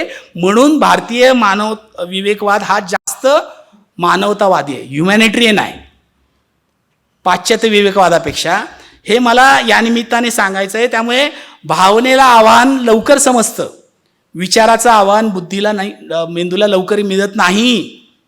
त्याच्यासाठी फार कष्ट घ्यावे लागतात, फार कॉन्सन्ट्रेशन करावं लागतं, कारण ती सवयच नाही आपल्या मानवी मेंदूला, प्राणित्वाच्या मेंदूला. त्याच्यासाठी लवकर माणसं व्यसनाच्या आहारी लवकर जातात, अंधश्रद्धेच्या आहारी लवकर जातात, भक्ती संप्रदायात लवकर जातात, कारण तिथं विचार तर्क न करता केलेले निर्णय किंवा घेतलेले निर्णय असतात. त्यामुळे त्या वातावरणाचा, त्या माहोलचा प्रभाव आणि अजून काही गोष्टी त्याला प्रभावित लवकर करतात. त्याला भावनेचं आव्हान लवकर अपील होतं आणि त्यातनं तो त्याचा भाग लवकर बनतो. विचाराच्या आधारावर तो निर्णय घेतलेलाच असतो असं नाही. म्हणून भारतीय विवेकी तत्त्वज्ञानांमध्ये भावनांना पण आवाहन केलंय, त्याला प्राधान्य दिलंय, विचारांना प्रवृत्त करण्याचा पण प्रयत्न केलाय, दोन्ही गोष्टी करण्याचा प्रयत्न केलाय. ते पाश्चात्य विवेक परंपरांमध्ये ते बुद्धीलाच आवाहन करण्याचा प्रयत्न आहे. हा फरक आहे, हा मूलभूत त्यातला फरक आहे. आणि म्हणून भारतीय विवेकी विचारांची परंपरा ही अधिक मानवतावादी आहे. भारतीय मातीतला विवेकवाद हा अधिक मानवीय आहे. त्यामुळे मी हे नेहमी सांगतोय, म्हणजे हे जगातले रॅशनॅलिस्ट म्हणून जे म्हणतात, रॅशनॅलिस्टमध्ये पण वेगळे अंतप्रवाह आहेत. आम्ही अंधश्रद्धा निर्मूलनवाले आम्ही स्वतःला ॲग्नॉस्टिक म्हणतो, नास्तिक ॲथिस्ट आहेत. रॅशनॅलिस्टमध्ये वेगवेगळे प्रवाह आहेत, नॉन बिलिव्हर, ॲथिस्ट, ॲग्नॉस्टिक म्हणजे ज्या गोष्टीचं सिद्धच झालेलं नाही तिला मानणं आणि न मानण्याचा काही विषयच नाही, म्हणजे देव संकल्पनेविषयी. नास्तिक म्हणजे काय, वैदिक प्रामाण्य नाकारणारं, देव नाकारणं म्हणजे नाही. हा पण आपल्याकडे अनेक चुकीचे त्या काळातलं वेद प्रामाण्य नाकारणं म्हणून नास्तिक असं मानलं, म्हणजे चार्वाक दर्शनाला नास्तिक दर्शन असं मानलं गेलं. त्यामुळे तर हा फरक आपण समजून घ्यावा. आणि हे फरक समजून घेण्यासाठी आणि त्यातल्या विवेकवादी विचार परंपरेमध्ये, भारतीय विवेकवादी विचार परंपरेचं अधिष्ठान ते अधिक मानवतावादी आहे आणि म्हणून ते समजून घेण्याचा प्रयत्न करावा. हे जसं मी आपल्यासमोर मांडण्याचा प्रयत्न केला, आपण शांतपणे ऐकून घेतलं, तसं भारतातल्या समविचारी विवेकवादी वेगवेगळ्या प्रवाहांमधल्या सहकाऱ्यांच्या समोर देखील वेगवेगळ्या निमित्ताने परिसंवाद, चर्चा, परिषदांमध्ये मांडण्याचा प्रयत्न केला आहे, करणार आहे. जागतिक स्तरावर देखील याबद्दलचं जे काही रॅशनॅलिस्ट म्हणून म्हणतात त्यांच्यापर्यंत हे पोचवण्याचा प्रयत्न करणार आहे. मला हे म्हणायचं आहे की आपण भारतीय म्हणून आम्ही काहीतरी श्रेष्ठ आहोत असं म्हणण्यापेक्षा, याच्याकडे बघण्यापेक्षा, किंवा यामध्ये पाश्चात्य आणि भारतीय असा काहीतरी संघर्ष उभा करण्याचा मुद्दा नाही आहे, तर अधिक मानवतावादी, कालसुसंगत आणि भविष्यामध्ये मानव समूहाला पुढे नेण्यासाठी अधिक उपकारक, हितकारक असं काय विचार अधिष्ठान आहे विवेकवादाचं, ते भारतीय कसावर आधारित विवेकवाद, भारतीय मातीतला विवेकवाद आहे असं मला वाटतं. आपण सगळ्यांनी शांतपणे ऐकून घेतलं. बराच तांत्रिक आणि क्लिष्ट संकल्पनांचा विषय असताना देखील मी माझ्या परीने आपल्यापर्यंत ते पोचवण्याचा प्रयत्न केला. फार उदाहरणांमध्ये मी गेलो नाही, कारण संकल्पनांच्या आणि संदर्भांच्या मांडणीला जास्त महत्त्व दिलं पाहिजे असं मला वाटत होतं. पण आपण सगळ्यांनी ऐकून घेतलं. महात्मा गांधी स्मारक निधीने ही संधी मला उपलब्ध करून दिली, त्याबद्दल मी आपल्या सगळ्यांचा आभार व्यक्त करतो आणि थांबतो. धन्यवाद.